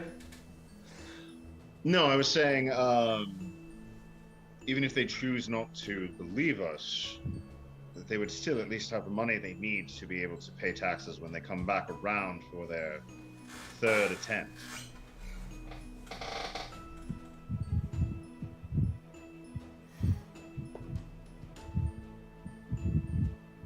Look, I don't know about you, but I don't want to give all this gold to some Somans, right? Like, where's your national sense of pride?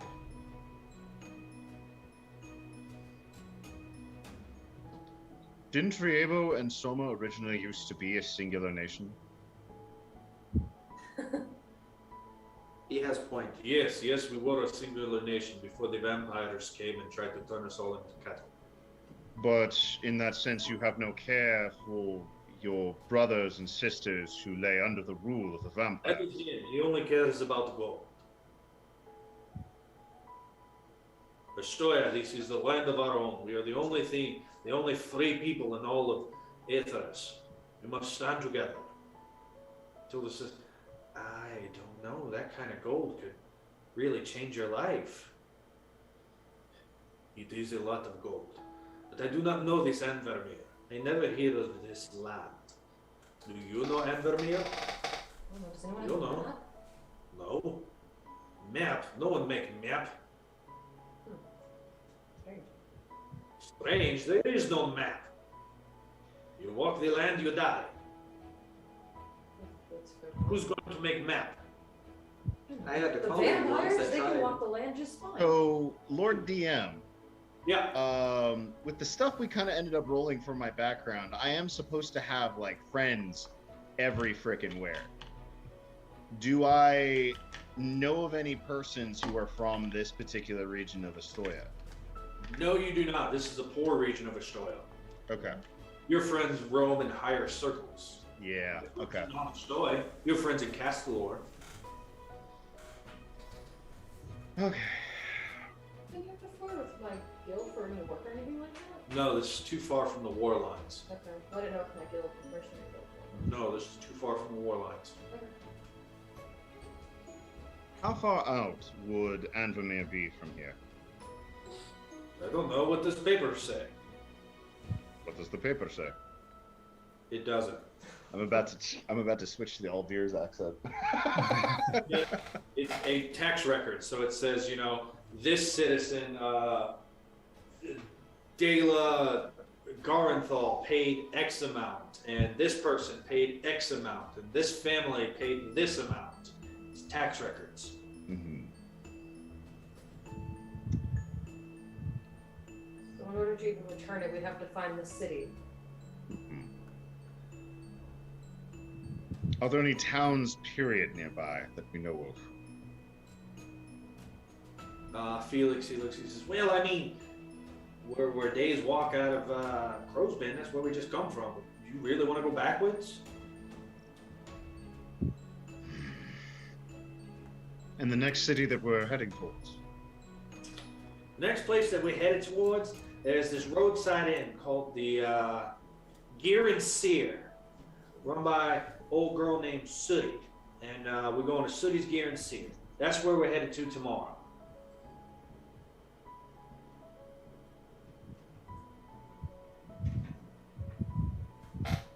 We could ask around then, Gavin. Until we know where this place is, I don't even know if we could return it. Yeah, there's really not much. So what, with this chest, right? We're going to hold on Just to take a piece of it, right? We split like a third of it and just say that the rest got spent. And then instead of them getting, you know, a whole nother tax, it's just a third of a tax, right? So they're really making out like bandits because the whole province is going to get triple taxed anyway, right? But they're only getting a third of that. And we get a discovery fee, a finder's fee for all the trouble that poor Dayerden went through almost dying for this. That sounds right. Alternatively, you have a very good chance of making very good friends with an entire village the next time you come through. Imagine being able to come to town and possibly being able to stay for free, having food for free, being supplied for free with... Once we get back to Castelor, I'm never coming back to Soma again. Ever. I'm done.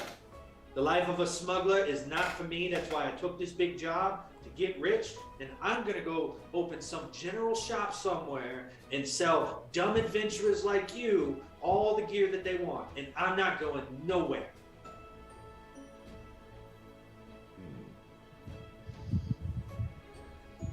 Well... But you know what you need to do that? You need cheddar. What does cheese have to do with anything? You need money, you need Leora. Oh, yes, that you do need to open up businesses. Besides, I do need what money do from you them. know about the people at Anvermere? For all you know, they could be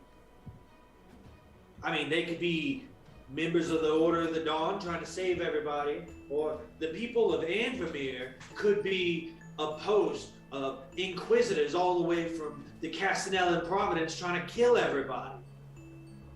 He has a point. If it's either of those, we should definitely keep it an option for them. You don't know anything about these people. And they don't know anything about you. For all they know, they've already paid the taxes. So what? The tax collector got jumped by some chump brought in his cave and then killed? That's not your fault.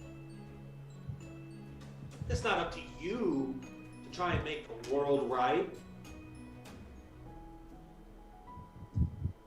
Well, what we can infer about this chest, seeing as how there is quite a lot of money in here, but not in exuberant amounts. This place, it's probably a poor region, right? We can all agree to that. And what poor regions are great for? They are great for making patients. If they lose out on this money, that's a lot of potential patients lost. That's not good for business. You don't do business here. I do business everywhere, Fred. You live in Rievo. I do business everywhere. I'm sewing up your friend's stomach right now. Oh, I'm sorry, I missed a stitch. Hold on. And I'm going to press on his stomach a little bit too hard and smile a little bit. I do business everywhere. These poorer people, they can continue to be treated and treated and treated. That's good money. I'm not about to give that up. I don't know about the rest of you, but it's good money. And as long as you're all with me, you may be entitled to a smidgen of it. But that I have very little interest in succeeding at the cost of an entire town potentially starving. there is that, and I do value Gavin's opinion.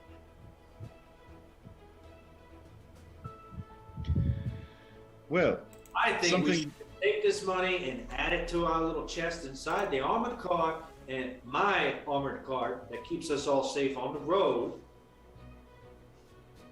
and go about our way.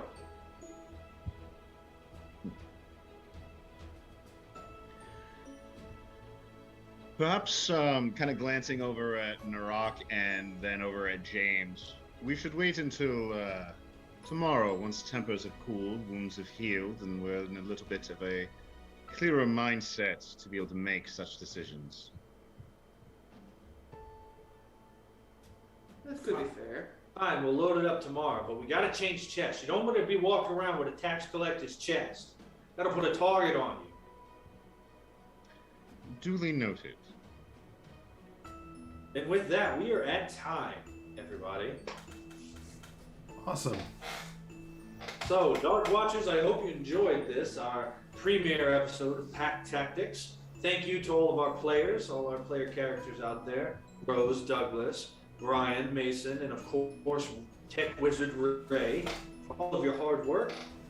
I hope you guys all had fun, right? We tried. This is a great start to a campaign. I'm looking forward to these characters. I tell you, I was not All right, expecting guys, the with that. first episode to have such a twist with the background of my character and then everybody else.